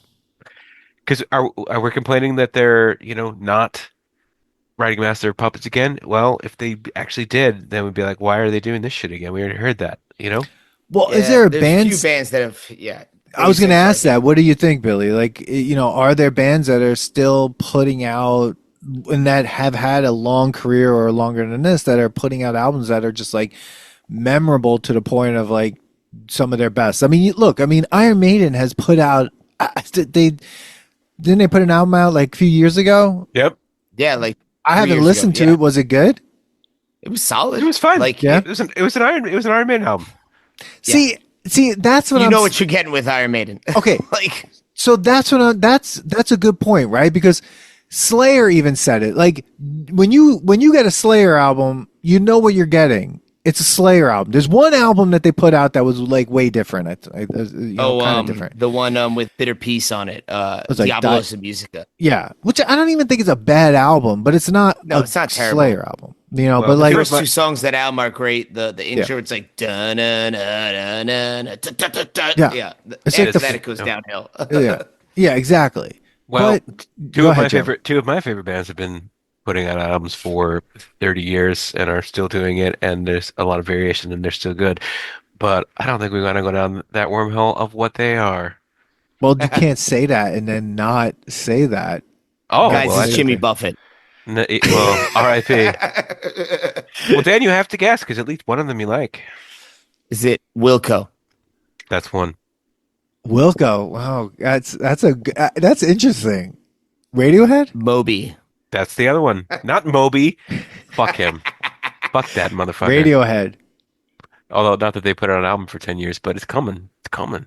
I'm willing Well, to debate. that's interesting. So, what are your thoughts? Well, we don't have to go down a Radiohead rabbit hole. So, would you say, okay, looking at the Metallica output, right, and all the way to now, right? And if we look at the Radiohead output and you hit Hail to the Thief, which a lot of people didn't like. When I returned to Hail to the Thief, I fucking like that album. Like, It's a great album. And that makes In Rainbows their Death Magnetic. And the two albums they put out since then have both been very different, very interesting, very challenging. mhm. So, I wouldn't put them up in the pantheon, but I would say that they're actually doing something, Yeah. I like the one after In Rainbows a lot. Oh, yeah, I did too. They're very different. Yeah. It's crazy that Tom York put out 3 albums with The Smile in like 2 years when they haven't been Fucking able insane. Yeah. But they're going to come back to North America next year. Yeah, but We gotta go. you're making a good point. Like, I don't. Maybe there's like a part missing from Metallica, and that is maybe Cliff. Like that they didn't like. He had a huge influence on what the band was gonna be. Like he had like the attitude for the band. He had a real vision for the music. And then when he dies, and you totally just ice out Jason. Jason is a good musician. Genius musician. Great. Yeah. Like, So they're you like, took someone "Fuck who's a yeah." musician, you're like, go fuck yourself. Like, I mean, The first riff he wrote for Metallica was Blackened. Like, that's the only writing credit he has on Justice is on Blackened. And they were like, man, Okay. like, what the fuck? Oh, yeah? Dude? Like, the best Only song the- on the album. Only Like, the opening of probably the best up there with any 1-2 punch of songs in their entire career. like, Which what is the saying fuck, fucking bro? saying something. it just doesn't make sense to me that they would do that. And then now, look, I love Rob Trujillo. He's a great bassist. Like, he is an He's amazing career. Super technically skilled. Yeah. Cool. I Seems like a don't- cool guy. Yeah. I don't know what he's like as a songwriter, but I mean, here's the thing. Part of me feels so bad. He's like, I mean, he gets to be in Metallica. That's amazing. And he's been in there. He's been in Metallica The for quite longest some serving time. bass player. It's Yeah. crazy. He's been there for like 23 years. Yeah. Yeah. But look at the albums that he's on. Well, And it's only 4 in 23 years. Let's remember that. Three. He wasn't even on Saint Anger, really. that's right. No. No. Bob Rock was. Let's be. I mean, we all know who's in charge of Metallica, and it ain't him, and it ain't Kirk. It's Lars. It's not James either at this point, I don't think. I think James just shows up, plays the show, and then goes back to his fucking cabin in Wyoming or wherever and stays by himself, you Colorado. know? Yeah, that's Hope it. Yeah. I hopefully. mean, I think this is Lars driving this dickhead train at this point, you know? Well, Like, because, Lars has always been for better or worse. He's been the business mind yeah, behind it. he's the business guy. Yeah. But it's like at a certain point, do you have so much money where it's like, here's an interesting question for you guys. Would you prefer this just be the last album and we're done? And they just, I mean, tour for until they can't anymore. Like, but do we need new music from Metallica? We don't. If they could think of a cool concept to kind of wrap up their career, and maybe like the Sphere residency could be, it, and that's kind of their, that which could would be cool. Nah, I hope not. But I don't know, something they use that as, kind of platform to it. But yeah, I mean, like I said, there's nothing that they can do anymore that's going to really move the needle on their legacy for better or for worse. So why are they putting out mediocrity in the world to make us spend 2 hours of our free time talking about, hey, why do they need to do this? Help us out, guys. Unless it's an album with Dave Mustaine. Sorry, I would still listen to that. That would be interesting. That would be quite interesting. I think, I don't know, Jeremy, it's a question I was asking myself listening to 72 seasons. I was like, why did they do this? Was it because they felt Hardwired wasn't a good way to go? Death Magnetic could have been a great final album. It could have been the final. I mean, it already had a grave on it. You might as well just fucking do it. Maybe Lars just wants to continue to keep fucking touring until they can't tour anymore, or just put out music. There's nothing more for Metallica to prove. You don't What need is an that? album to tour on it. You don't need an album to tour on it. It's like, even if Death Magnetic was their last album and they were still touring, people would go see them every fucking time. They They'd got be enough. just as They got sold enough out. songs. They don't need to put out an album. They want to do a new one. In this day and age, you don't need to do albums. Even Weird Al has said he's probably not going to do albums anymore because, well, in his case, it's like it's all topical. So just do a one-off thing. But That's actually a good point, though. I'd rather have like a banger every other year and no more filler. Like, get rid of the filler. Just put out random songs. Okay, cool. An EP. they've They got make enough of less a money catalog. off that. They've got enough catalog. They can't even play like a good selection of all of their songs hardly and their tours anymore. The way they play, just I don't think they play Dyer's Eve live anymore, in my opinion. it's too bad because that's a fucking awesome song. God damn it. Top 5, man. That's their last Pantheon thrash song for sure. Oh my This god, is- yeah, like yeah. I think the last 3 albums just continue to make me feel, well, except Old. for Death Magnetic. I don't know, but like this album just made me feel like they're really trying to push it. They're trying to get to someplace, if they are trying, before they stop. And they cannot get there. This is a solid rock album. Okay, yeah, it's a good album. It's a solid album. But if you're Metallica, you have you knocked it out of the park for so long. Lars up here. Yeah, and you're just like, it's just like, if there was a smart person in the room, they would have been like, all right, guys, unless we're going to try to learn new shit, like, we have to stop. Like, and I don't think they have Kirk is just coming in, fucking just doing what he's doing. Like you said, James is just whatever. And, Lars has cut his drum set down to, I don't know what he's playing. A basic set. It's like Yeah. it's 2 toms, a floor tom, and a snare, and 2 bass drums. That's it. Or if you look at like the Black Album era, like the live shit video, motherfuckers got like 40 drums in the set. Maybe they were like, I sent you guys that video, right? The Tama video of him going through his sets over the years, and he's like, it went from like it would fill up my living room to it's in the closet that the laundry's done in. No, I don't think I did see that. maybe they just kept going over video, and they're like, look, Lars, you only use a few of these things. So we're just cutting the set down to this now. That's This is all he I haven't needs, right? touched the This is, China symbol in 3 years. this is all he needs right here. Right here. I'll stop talking. Hold on. Jeremy, say it again. This is all he needs right here. Right here.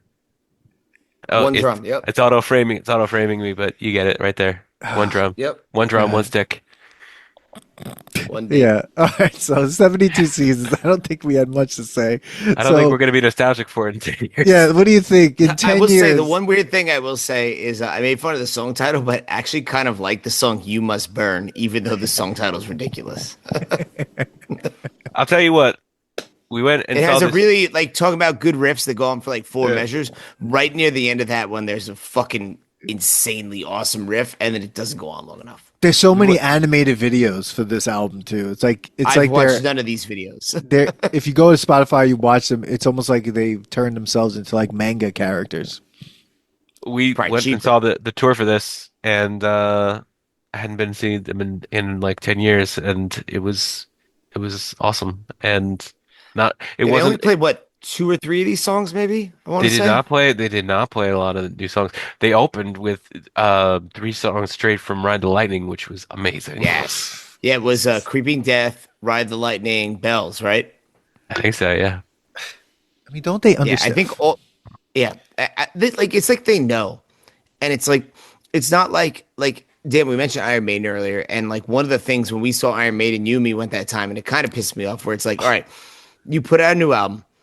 I get you're gonna play a couple songs. Remember where they played I forget the name of the album, but it's the one that had the big tank on the cover, and they played that album in its entirety. And I'm like, dude, I like some of these songs. Like I had that song like These Colors Don't Run, and some other songs like there were some decent songs, but that was also where Alice Cooper opened for them. So we had to watch, the 3 Alice Cooper songs we actually want to hear. Brave and New then World. Maiden comes on. No, I like Brave New World. It was 2 albums, Life After Death. Or no, it's the live album. Not the album after Dance of Death. The one after Dance of Death. Did we go to that Yeah. one? That's A Matter the one of you and me Life. went to. Yes. And I God. think it was, no, I'm sorry. When Alice Cooper opened, that was another one. We went in Newark. This one was, I think, you, me, and Tony went somewhere, and they played that album in its entirety with like 6 other songs. I'm like, Well, see, stop, this is why stop. I went to the main show with Dan and Tommy that I did, because I'd Yeah. never seen them and I wanted to go. And my cousin pointed out, your fellow Ithaca bomber, cousin Ed, that this tour, I don't know if it was Book of Souls or whatever, but it wasn't in tour in support of the album. It was in support of their mobile app. So they were just gonna be playing the hits. It was amazing. Yeah, It was great. yeah, that was like they did the terrible name, but the Power Slave Tour, the World Slavery Tour. They like it was a throwback to that one. Yeah. No, but you and I saw an Iron Maiden show once, Billy, where they didn't even play "Run to the Hills," Hills. and I remember it might have been the Brave New World. Are you sure? I feel like that was It the was the Brave New World tour. Brave New World is where we saw them. Where Mike got the ticket to Jones Beach, where we had like kind of just started listening to Maiden, and we drank in the parking lot and skipped the openers, who were Motorhead and Dio, because we're fucking stupid. Yeah.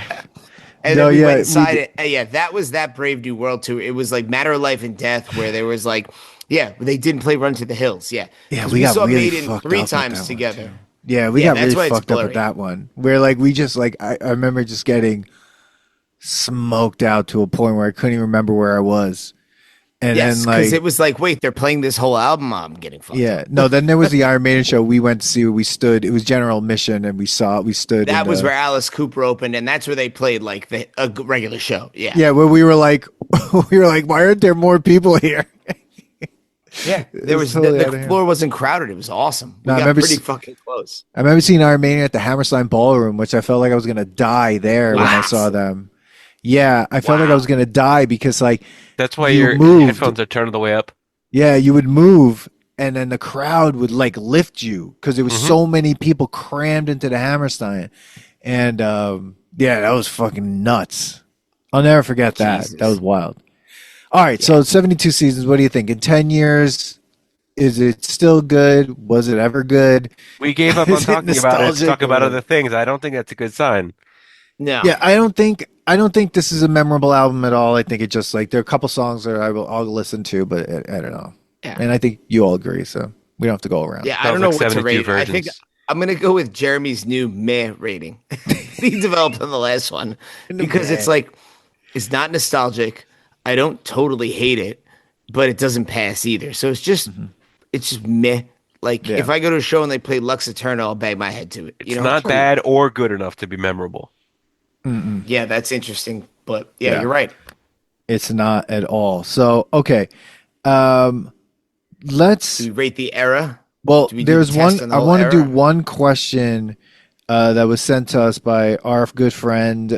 He's been, supporting the nostalgia test since the beginning, and we love his podcast, My Weekly Mixtape. Brian Colburn, check out his podcast. He's had so many amazing people on there. He's doing great interviews and everything. I've been on his podcast a couple times. Bill, you're gonna have to come on to his podcast one day. You'll love it. I'm It's down, really bro. fun. 100%. But he sent a question, brick walling aside, where would you rank Death Magnetic against the rest of Metallica's catalog? Now, I know we haven't ranked them all, so maybe we do that with that, but like even in terms of, Why I don't think we we just did a good each job. give our Death Magnetic ranking? Because I wrote mine down, my ranking. So No, It fuck doesn't have. Don't I didn't say- write it down. It doesn't have a shot against the first. all right, we're gonna 5. keep more general. I agree with you. Yeah, that's what I'm gonna say. It doesn't have anything It about doesn't touch those. no, but I would say for me, from '96 on, I feel like Death Magnetic really. It's near the top. It's their best Yeah. album. Yes. Yeah, but it doesn't play. I mean, it's a nice revisit to what they attempted to revisit that era, with some issues. But I feel like that should have been their last album. If we're gonna talk about last albums, that could have been their last album. Yeah.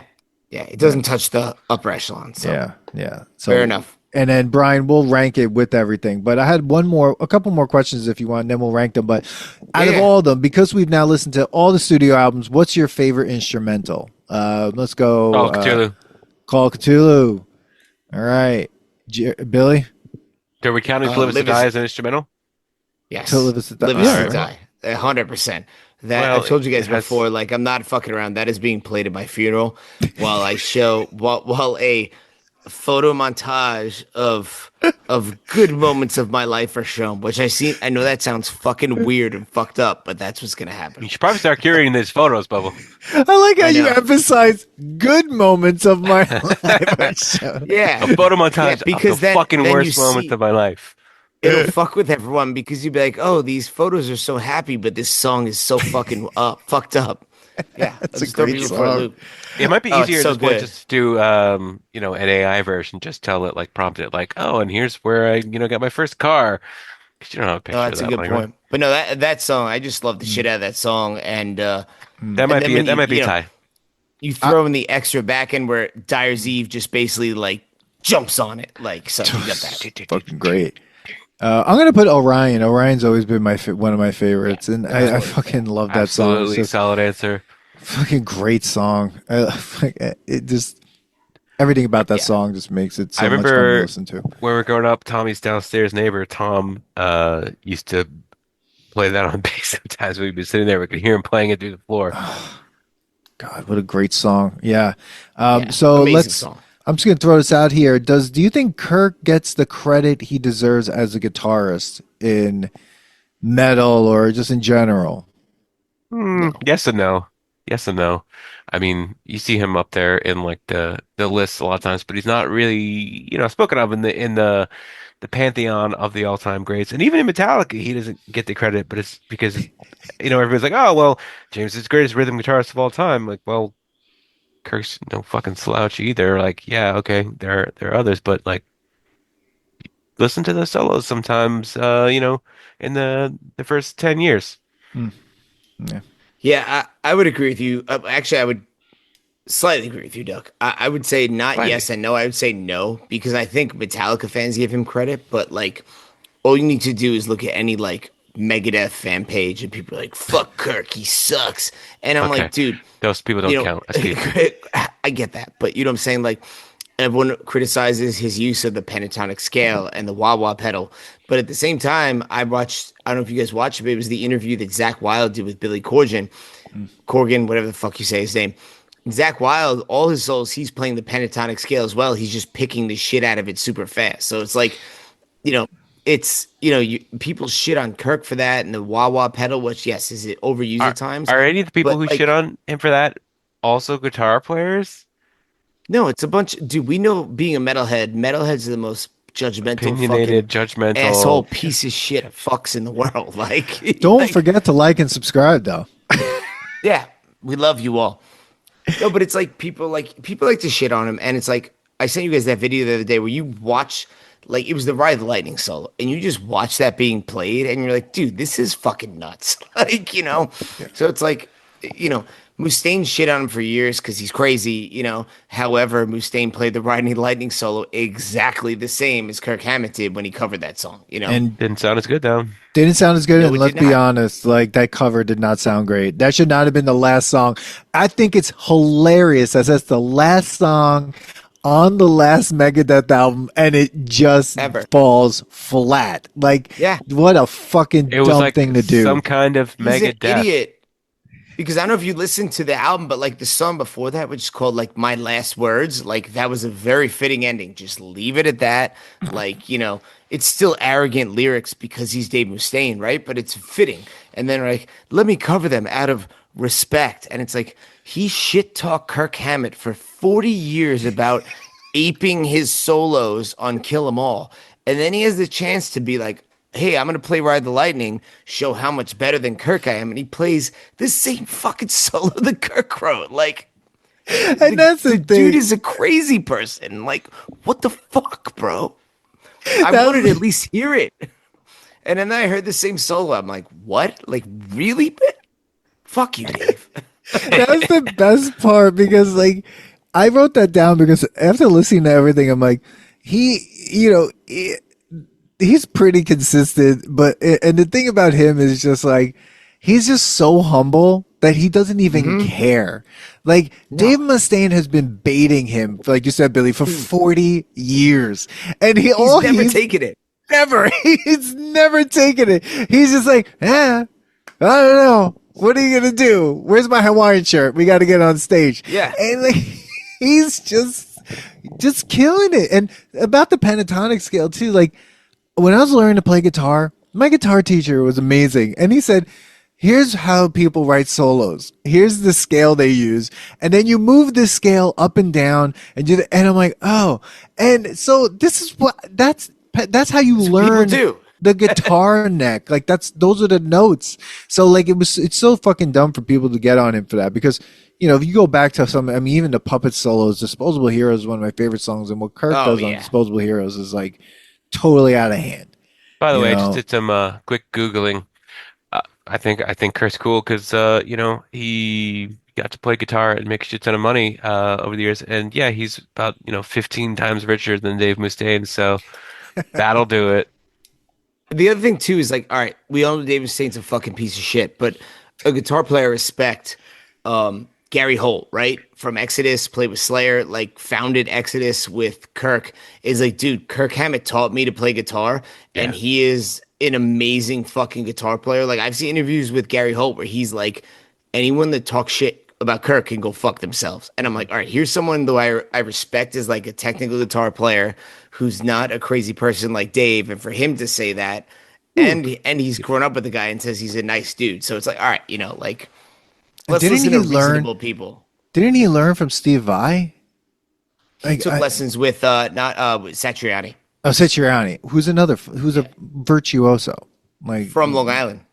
Yeah, that's right. Oh my God. And Isn't Steve Vai also from Long Island? Steve Vai's from Long Island. And when I was working, fun fact, when I was working at Hollywood Video, his aunt came in and his mom, someone, and she rented a video, and I'm like, what's your last name? She's like, Vai. And I'm like, okay. And I'm like Steve Vai?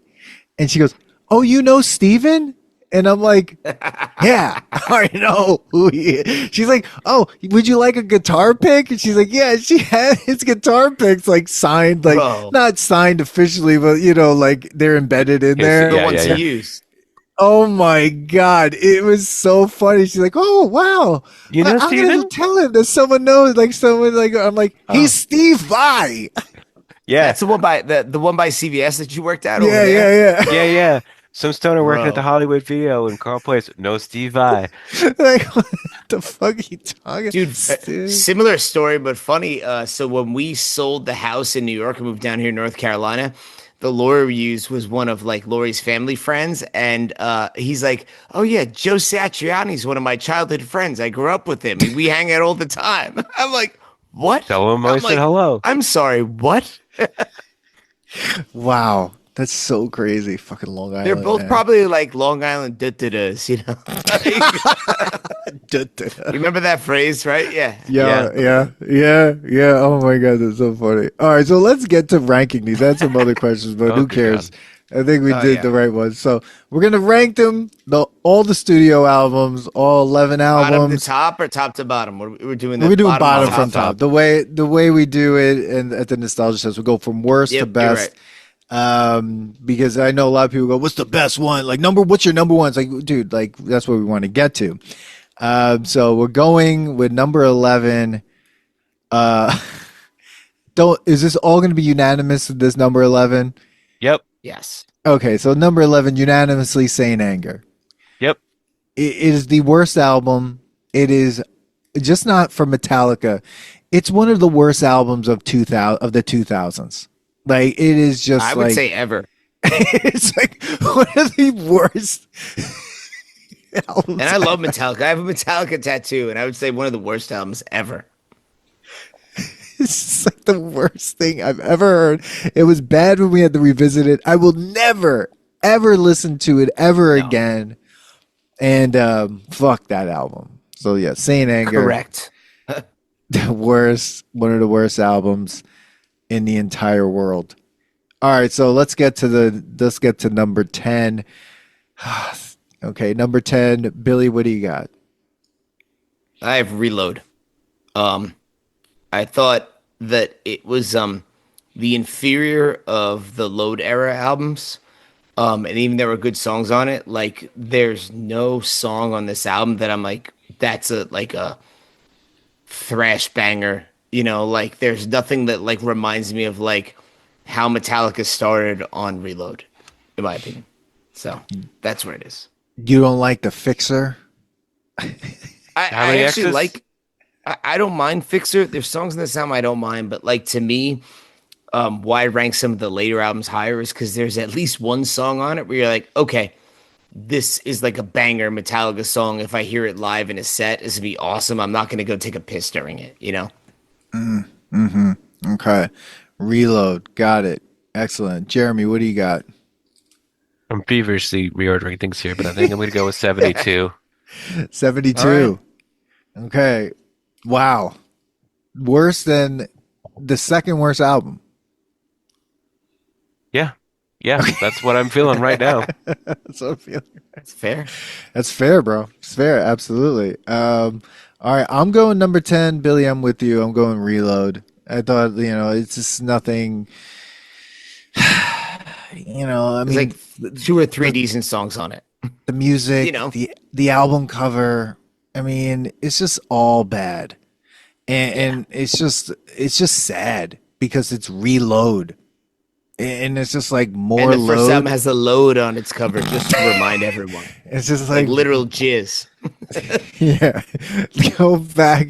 Yeah, like we need this. We needed another one, and I think that's more why jizz. too. I really, yeah, that's why. Like I just I hated that whole era was because like they thought we needed more of that, and it's kind of like a triple kick in the nuts, and so We're up yeah, to a like triple kick in the nuts. yeah, like what Billy said. One for each nut, one down the middle. Jizz. It's jizz. Yeah, correct. That's exactly what he said. All right, so we got number 9. Let's start with you, Jeremy. Number 9. Well, I think you persuaded me in this direction, so I've got Reload in the 9 position. Reload in the 9 position. Excellent. What does All the right. 9 position look like? It looks like a 9. You don't know what 9 looks like? That's what How she long you said. been doing math? Okay. All right, got it. All right, Billy, what do you got for number 9? I actually have load here, which I know feels low. But it was I actually literally just changed this. Because I was thinking everything we're saying about Reload kind of applies to Load as well, where it's like there's a couple songs I like, but there's not one song on this album where I'm like, oh, dude, I would love to hear that live. Just being honest, like there's no banger on this album in my opinion. There's songs that I like, don't get me wrong, but like, okay, we're at a concert. Would I rather hear "Ain't My Bitch" or would I rather hear "Spit Out the Bone"? Like, this is no fucking question, right? So that's kind of this is how tough it is to kind of rank these here for me, but that's where I'm at. Yeah, and that's the funny thing because I'm like even like I'm like sitting there going like, all right, what do we got here? What's going on? I changed mine as Jeremy was talking. I know. I'm like thinking. I'm like, well, I'm just gonna go with what I have right now. Like in my gut, I have number 9. I'm going Hardwired. It just. All right. I know you got some good songs on it, but like, one, it's a double album that didn't have to be a double album. Yeah. It's long as fuck, and I actually hate this album cover, and I don't like the Load album cover, but this album cover just looks like a fucked up gummy bear. You know, like it just looks weird. It looks like they took all these gummy candies and like glued them together. Well, thank God they didn't combine them, so they had a fucked up gummy candy covered in cum. That's actually what they did. That is what it looks like. Wow. They're gonna release that next year. God damn, man, we're so fucked. It's gonna be called Shit out Hard of Load. luck. Hard Load. God, dude, they should not Hard Load. Making That Mr. sounds like Chili. a movie featuring. Oh god, Hard Load sounds like it should be like a fake cop movie featuring Steven what's Seagal. his name from The Naked Gun. Leslie Nielsen. Oh my God. Rest in Oh my peace. God. Yes. All right, so let's go. Number 8. I'm just gonna jump in. I put Load at number 8. Mm-hmm. I had Hardwired. Wait, did everyone do their 9? Yeah. Oh, okay. Yeah, I'm going 8 Load. It has some songs that I might revisit. I thought it was better than Reload, and I don't think it's as bad. I think if Load had a different album cover, it might have also helped it. Then it would also need a different title. Well, yeah, no, of course it would. Well, it could be Load, and then it could be a gun, and then that would have made more sense to me. Still phallic. I know James hates that album cover, and he did not want it ever. Well, I mean, who likes it? Lars, of course, because it's his dumbass art collection. I think Kirk loves the Load too. Well, I mean, Whoa. Ew. Shots He's fired. talking about his hammer growing. oh my God! All right, so number 8, what do you got, Billy? Number 8, I have 72 Seasons. A couple songs. Once again, we talk about a couple songs I like on here. There's songs I'm like, if I go see Metallica live now, Lux Aeterna is in the set mix. I'm like, great, this is a song I bang my head to, you know. But you know, no all time bangers here. But there are songs that I wouldn't mind hearing in the set list. So Awesome. All right, Jeremy. For 8, Yeah, Hardwired. Hardwired, number 8. Okay. Hardwired number 8. Okay. Any particular reason? Because I liked it less than 9, more than 9, and less than 7. Okay, thank you. very logical as always, Duck. Very logical. All right, number 7. Jeremy, what do you got for number 7? I got loaded 7. I had to reevaluate that, but I think that was the best I could do for load. Sorry, best I can do. I hate these albums. Only 7. Jeremy can only give 7 loads. Hey, that's a lot. That's the problem with talking about these albums. They all have really bad fucking titles, and it's just Death Magnetic is actually a pretty good title. I'm just choosing the initials here. Yeah, it's just all right. All right, good. Billy, what do you got for number 7? I have Hardwired. Like, to me, Hardwired and 72 are both like right there. There's probably a couple more songs that I like better on Hardwired, but I feel like you want to talk about a double album. That's like a quadruple album, because if you put those two together, like say that whole came out at once, can you fucking tell the difference from any of it? No. So it was just, to me, it was like I like maybe 1 or 2 more songs on Hardwired. So All right. I'm putting 72 at number 7. It's not that bad. It's not great. It's solid. And now I'm thinking, I bet we could take Death Magnetic, Hardwired, and 72 Seasons and actually make like one of the best albums they've ever put out. It's got See, there's something. I would in even there. say take out Death Magnetic because that album is solid. It's its Take those own. Yeah. last Okay. two. So the Take last those two. last Yeah. two. We Yeah. should fuck around with that, and we could do a email or something and create like an unload version of that because I think you could make a solid last album out of those two. Yeah. Yeah. That justifies being 77 minutes long. Fucking dumb. Oh my god. All right, this is where things are gonna get for me a little dicey. But number 6, what do you got, Billy? Death Magnetic. To me, it was a return to what I thought Metallica should sound like. Looking at it again, like once again, it's not an album that I listen to. If I want to throw on some Metallica, throw it on. But listening to it again, I listened to it today. Looking at the list earlier as we talked, where there's like not a terrible song on here that I'm gonna skip every time. That's where it lands. All right, Jeremy. I also had Death Magnetic at number 6. All of our advocacy on its behalf and how much hope it gave us and ability to continue to live elevated it in my estimation. Yeah. And that's unanimous. I put it at number 6 too. So Brian, there you go. The unanimous decision on the fly of like where Death Magnetic lies in the Metallica albums, and that is at number 6. And truthfully, Slightly behind everything. Yeah, because it's like 1, 2, 3, 4, 5. I mean, the first 5 albums, and if you have Death Magnetic, that's 6. That's 6 albums together. That would be an unbelievable career for any fucking band. Yes. And but then they had to. Throw more had shit to in have there. some like really like bad hiccups in there before you get to Death Magnetic. But yeah, number 6, I would say like that's a solid space for Death Magnetic right before Let's the be top honest 5 here album. too, by the way. This is the cutoff line here, right? Like this is where everything under this line is like at least half shit. And it's like you're looking for gems, and everything under this line is where I start to question myself. Is this actually good, or am I just so much of a Metallica fan that I'm making myself like it? Everything under this line. I question myself all the time on that. So I just question myself all the time about everything. It is but you're right. That's the hard part. Like it's just like everything. It's just such a difficult like section of their career to like be a fan, and like really. It's not hard to justify why you're a fan of Metallica. They have enough albums, obviously, to say that they have a great fan base. But to the endurance test of being a fan with Metallica after, It's tough. It's just very difficult because, like, it's just so much time to even get to Death Magnetic, and then you're just like, Jesus, and then like you hit us with these last 2 albums for no fucking reason. And it's also like on that point, Dan, I'm sorry to go off on a tangent here, but this is something I just thinking about, got to get out. We've talked about, I mentioned Unforgiven 3. We've talked about with the Legacy sequels a lot, where it's like, we're all Metallica fans. Metallica puts out a new album. You're going to listen to it. Any album under this line, if it did not have the name Metallica on the album, would you listen to it and be like, hey, that's even bearable?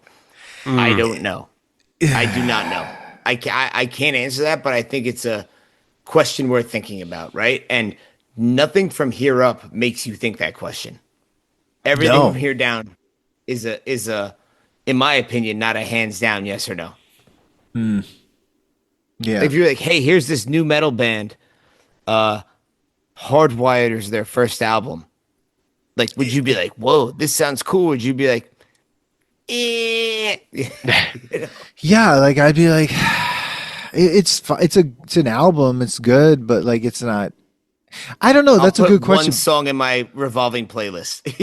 Like, yeah, exactly. One, Like that. It's just, but this has a lot to do with. I feel like, well, we don't have to get into it, but like even like different like new metal. Some of these newer bands that are coming out, like it's just so shiny.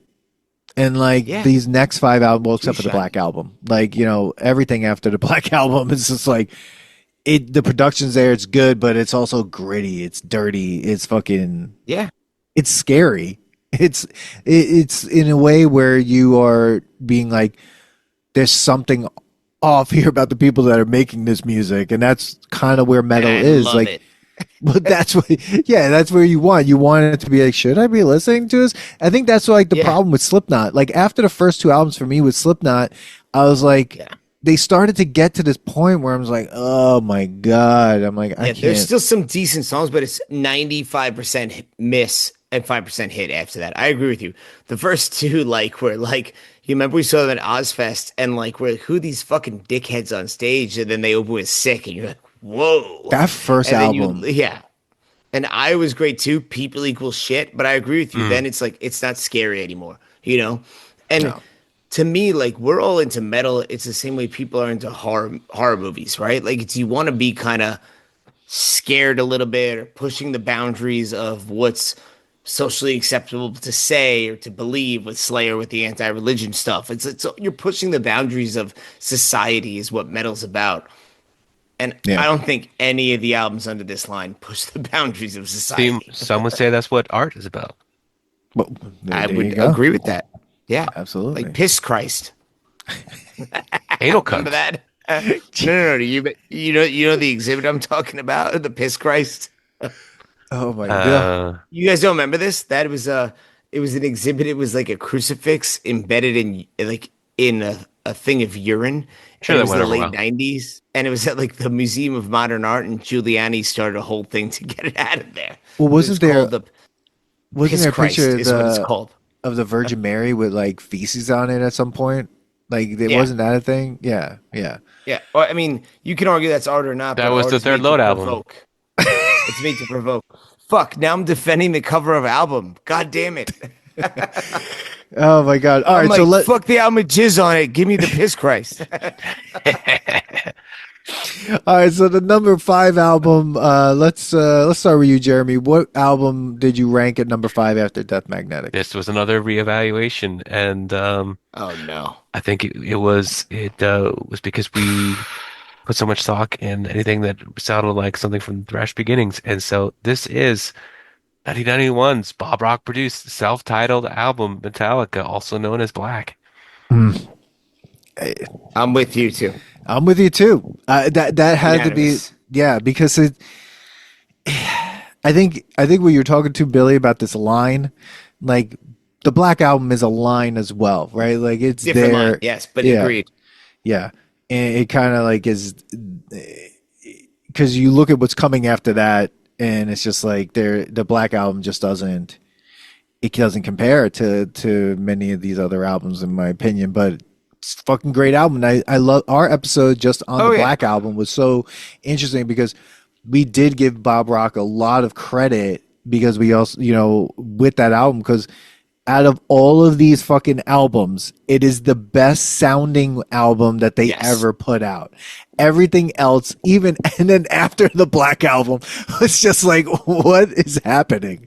Like, Yeah. they just lost touch with the production value. Like, it just, I don't understand. I don't understand. I've what heard like happened. audiophiles talk about this album, like those crazy people that are like, "Oh, I need to have it." Like I've heard that. Oh, you they know? get into stems. Yeah, and it's like what?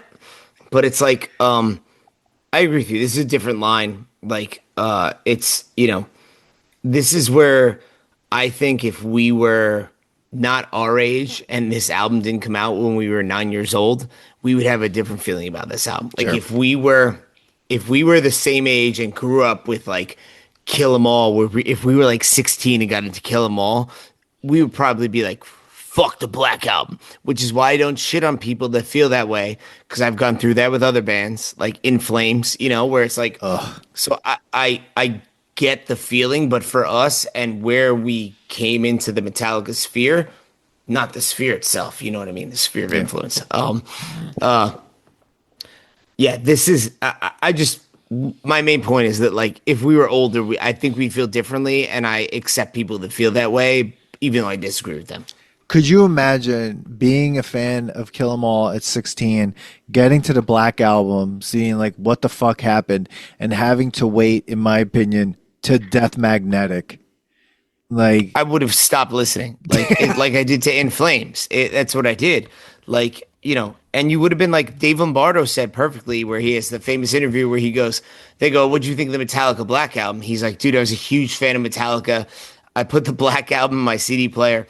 I heard a minute and a half of Enter Sandman, and I took it out and I threw it down the stairs." Like that's how we would feel if we grew up on Kill 'Em All, you know? Absolutely. Oh, my I want to God. apologize for my quietude here, but I'm creating aggregate ranking of these albums based on our scores. So I will provide that to you at the end of this endeavor. Yes. Oh, Thank shit. you. Okay. ChatGPT, Claude, Gemini, Oh, no. Jeremy's mine. Hugo, Duck. Yeah. Nice. All right. All So, right. number Let me four. let me go ahead and state from here on out, based on everything I know, the only discrepancy possibly is in three. We're gonna be maybe unanimous on four, probably unanimous on one, not with Metallica No, fans, we're but with not each other. unanimous someone. Oh, then you've changed. You've No, changed I from the. haven't changed. I We might- were never unanimous someone. Yeah. You, me, and Dan were not aligned from this from that last episode.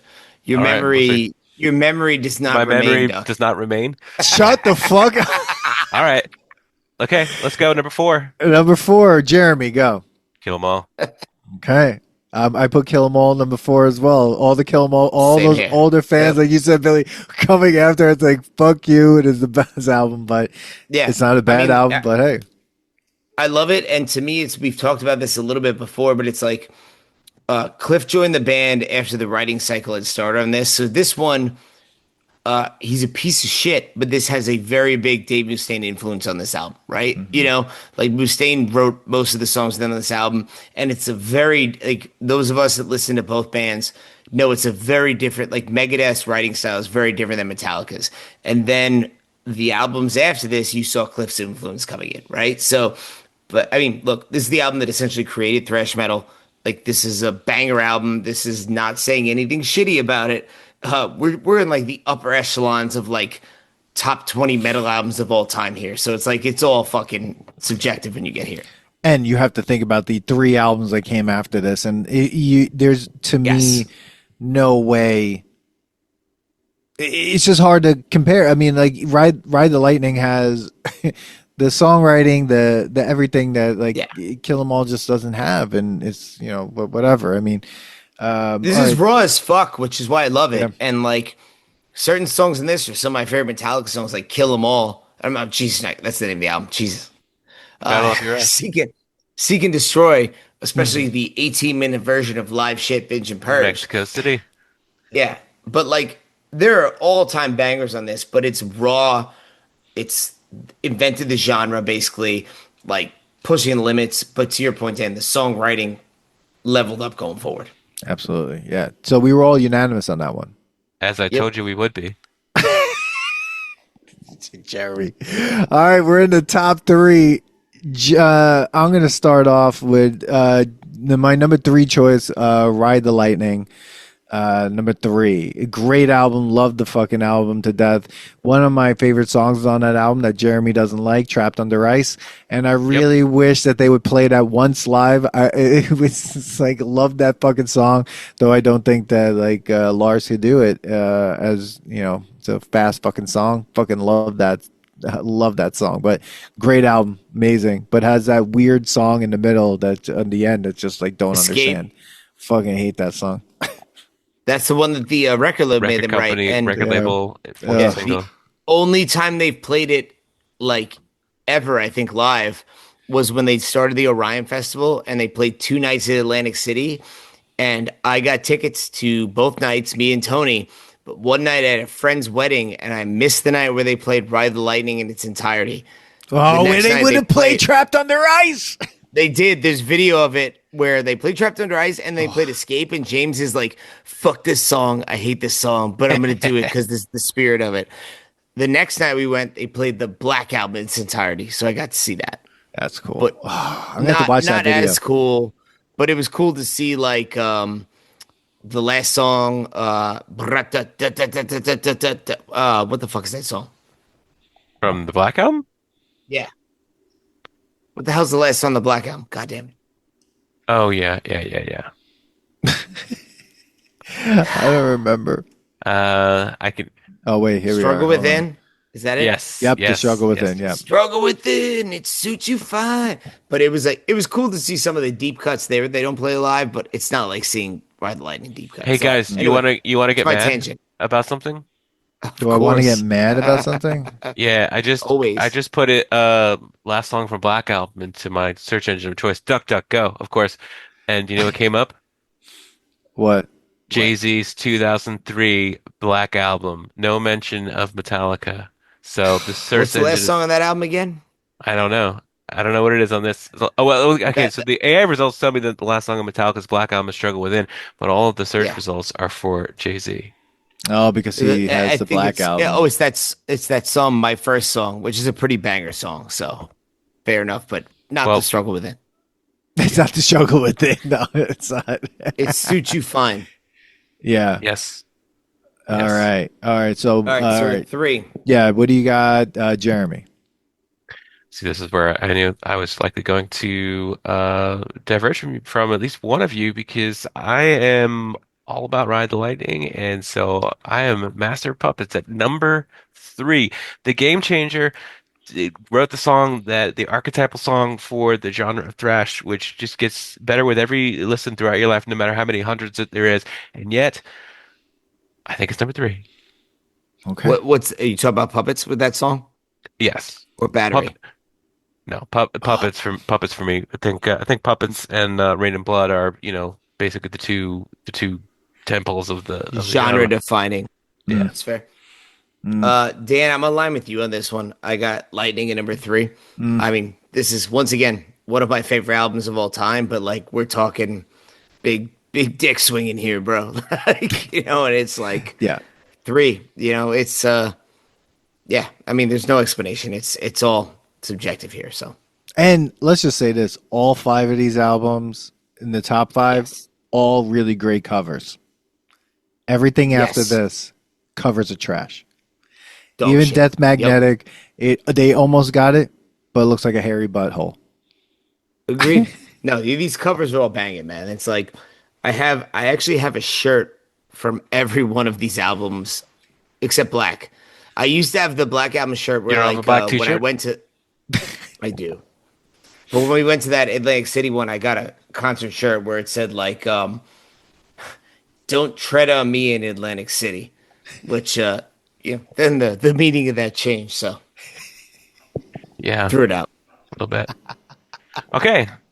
So I think I can predict number two from here, unless anybody's had a hard change of heart. Dan, you want to start it off? Yeah, I'm going number two. Look, it's a fucking amazing album. Love this album, but it I'm putting Injustice for All as my number two album. It's one of my favorite albums, just like so great, but um I have a number one that is just my number one. It's always been, but like Injustice, it's just got some of the best songs ever written on it. Some great instrumental, and I don't know, but it's just for me Your number number one has two. always been your number one? I believe Oh there's a recording of us doing the thrash era where we all unanimously agreed on Justice being No, the no, top. No, no, Dan had Puppets as number one, so that's why I told you were wrong. Well, Dan's an asshole, and so are you. So what do you want me to tell you? All right. Bobo? So I got Puppets number two. Once again, it's the quintessential thrash album. You know, most of the time when you see any list, right? And it's one of my favorite albums of all time. The songs are great. Battery, I remember going, this is gonna sound pathetic, but like used to be my all-time pump up song. So I remember going to a bowling tournament in high school, blasting Battery to get pumped up to go bowling. that is amazing. Yeah. But it's one and two for me are can be interchangeable. So it's that's just Puppets, right? It's number two for me. It's it can't explain more than that. This is unexplainable. Jeremy, Number two for me is Ride the Lightning. I think that was the foundational Metallica album for me. I think track for track, it stacks up with anything they've ever done. It's only because number one is number one that it's number two. Yeah. Awesome. fair. Yeah, so my number one, Master Puppets, is one of my favorite albums of all time across any genre. Um, Wearing my Master Puppet shirt today. Fuck yeah, there you go. It's like I've had it for so long. It's like tearing at the collar. It's like an original Dude, I remember you one. having that in like high school, dude. Yeah. I love it. I Yeah. love old ass shirts. Fuck I mean, yeah. there's a lot of concert shirts I had gotten rid of because they were just too tattered and garbage, and they Oh, got yeah. destroyed. This isn't a concert shirt, but it's a shirt that I got that I've never gotten rid of. And then the other shirt that I have, I think my only other concert shirt that has survived was my Cavalier Conspiracy shirt from their first tour off their first album when I was in Colorado. With Inflicted. Yeah, yeah, did that red and black shirt. But Master Puppets hell is yeah. also one of the first albums I ever purchased with my own money on cassette with the Black Album as well. I think I got that as Hell well. yeah. And somewhere in my house, in my parents' house. So Master Puppets, That's awesome, fucking number one. All right, I think I've tabulated the results, and the auditors of Ernst & Young have not ensured their authenticity or veracity, but Wait, we Give didn't the get to shit. talk about why we like Justice number one yet. we know. But right. Me you and wanna talk Jeremy about- are both aligned. Justice is awesome. It's the greatest fucking metal album ever created in my mind. Battery, I'm sorry, Blackened, Sick, all of it kills. Listen to it, kids. it overcomes All right, now you can go, Jeremy. the production issues, just the sheer audacity. Hot take, because I always the got to give hot aspiration. takes. I listened to the Injustice for Jason version, and I'm probably because I'm so used to it, I like the original version better at this We're point. just it's ingrained in our souls. It's carved It's in our like brains. cold and anesthetic and like staccato, and it just like if I heard it from the beginning with the bass there, it makes sense. But when I hear it now, I'm like, it doesn't sound right. Well, that's think it sounds cold. I like that. Like that's exactly what that album is. It's just like Yeah. just nothing. It's just think if like you- It's like a nihilistic album. It's like it is. It's like totally is. It's brutal. You and hear? they jump into like the environment killed the earth. Like hear the I was listening chords? to it with my kids in the car, and they're like, "See your mother put to death," and I'm like, "No, they're talking about Mother Earth," and they're like, We "That's don't wanna not get down that better." rabbit hole. Yeah, you hear those chords rising in the beginning of Black, and your fist just instinctively curls into a tight ball, and It's you an want to go. anxiety-provoking album, actually. It's so claustrophobic. Yeah, it really is, and it's Oh, like, but I have you- respect that. You've listened to And the lyrics of cold one, I guess. anesthetic. Yeah, it's like you're like, oh, this is a really popular song, and then I remember my kids got into it, and they were like, "What's this about?" And I described it, and they're like, "Jesus Christ!" It's about a guy who's lost all of his senses and limbs, trapped in his and he prison just of his wants body. to die. Like, Yes. and my Jeez. All right. Layla's like, I'd want to be dead too. Oh my god! Well, you know. Wow. All right, so 11 studio albums. I've assigned them all point value, basically 1 through 11, based on where we ranked them. 1 point for 11th place, 11 points for first place. I think that's pretty straightforward. Based Are on you that, gonna give us the war for each album? yes, I'm going to give you the wah-wah pedals above replacement. There we go. No, I'm going to give you the aggregate score. So, no surprise, our unanimous loser with 3 points. Honestly, I should have just given it 0 points. Was Saint Anger. The fact that we're still talking about them after they put out that album is semi-miraculous. So, go team. With 7 points, we've got Reload. If we weren't thrilled about a load, we didn't need a reload. Thanks very much. With 9 points, It's, too many 72 loads. seasons. Yeah, too many loads. All right. 72 seasons, 72 loads, 72 versions, whatever it is. You only got 9 points. That your cover is atrocious. There's recency bias, but we can do without it. Thanks very much. We got a tie here. We got a couple ties actually. No, I guess this is the only tie. We got a tie for. I guess this is 1, 2, 3, 4, 5, 6, 7. Tie for 8th. Between Load Hardwired. and Hardwired to Self-Destruct. That is correct, and that feels right. It does. I would agree. All right, and then we start getting into things that maybe we actually like. Here was another unanimous choice. I think we had 3 unanimous choices among them, There's only and 3 this of us, so well, 3 unanimous choices among 3 dudes, and this was Death Magnetic with 666, which is a pretty metal score for 18 points. right in the middle. And then actually, you know what? No, we had a fourth, right above it, and fifth in the fifth place with triple sevens, Unanimous. triple sevens, unanimous, self-titled Black Album, 21 points. Oh, you know what? We had Then the next one's three in a also row that were unanimous. unanimous. So we were in lockstep here. Kill 'em all. We all gave it fourth place, so 24 points overall. And things got slightly interesting, depending on what you consider interesting. If anybody's listening to this, they probably consider it interesting. Anybody else probably doesn't. All Go right, fuck yourself. 28 points. Ride the Lightning. I liked it a little better than you guys, but we still all respected it. Similarly, now we got divergent scores. We got 30 points for Master of Puppets, the genre-defining masterpiece for sure, which came in for second or third for many of us. And then the winner and still champion, 32 points to first place and one second place score, and Justice for All, back from when we were 6 or 7 years old. Nice. There you have it. Yeah, I mean, that makes sense. I would Yeah. not begrudge anyone if any of the top four were like, that's my favorite album. I'd be like, hey, I get it. Because at the end of the day, music is very subjective, right? Mm-hmm. Like, things may represent different times in your life. I think we can all agree that the Metallica catalog as a whole passes the nostalgia test with no fucking doubt, right? Yeah, So, 100%. That's what I would say. The first 5 albums with Death Magnetic allows it really tells everything passes the nostalgia test as a whole in terms of as a career and like as a catalog. Yeah. It's even so with front the heavy blips. that they could have put out like 10 albums of Lou Reed shitting on a record player and it still would have been 10 albums, huh? Yeah. That's a lot of shit.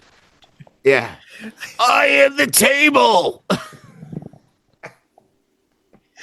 Oh my God. And there we are, everyone. That is the Metallica Eras series. It comes to a close. Thank you for listening to the Legacy episode. Give us your ratings of all 11 Metallica albums.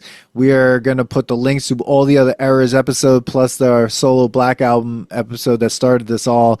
And tell us what you think. Like and subscribe. Follow, do all the things you do for everyone else. Share this episode with a Metallica fan or a person who doesn't like Metallica just because you want to bother them. And everyone, we will see you on the next episode. Jeremy, thanks so much for coming along on this long, multi-year journey. And we will, and we'll see you on the next episode. Peace. Take it to the next episode. Share this episode with your friends. Subscribe and follow the Nostalgia Test podcast on YouTube, Substack, Instagram, TikTok, and Blue Sky. Send us your episode ideas and comments or book us for podcasts and events at thenostalgiatest@gmail.com. Come hang out with us next week because you never know what pop culture will pop up on the Nostalgia Test.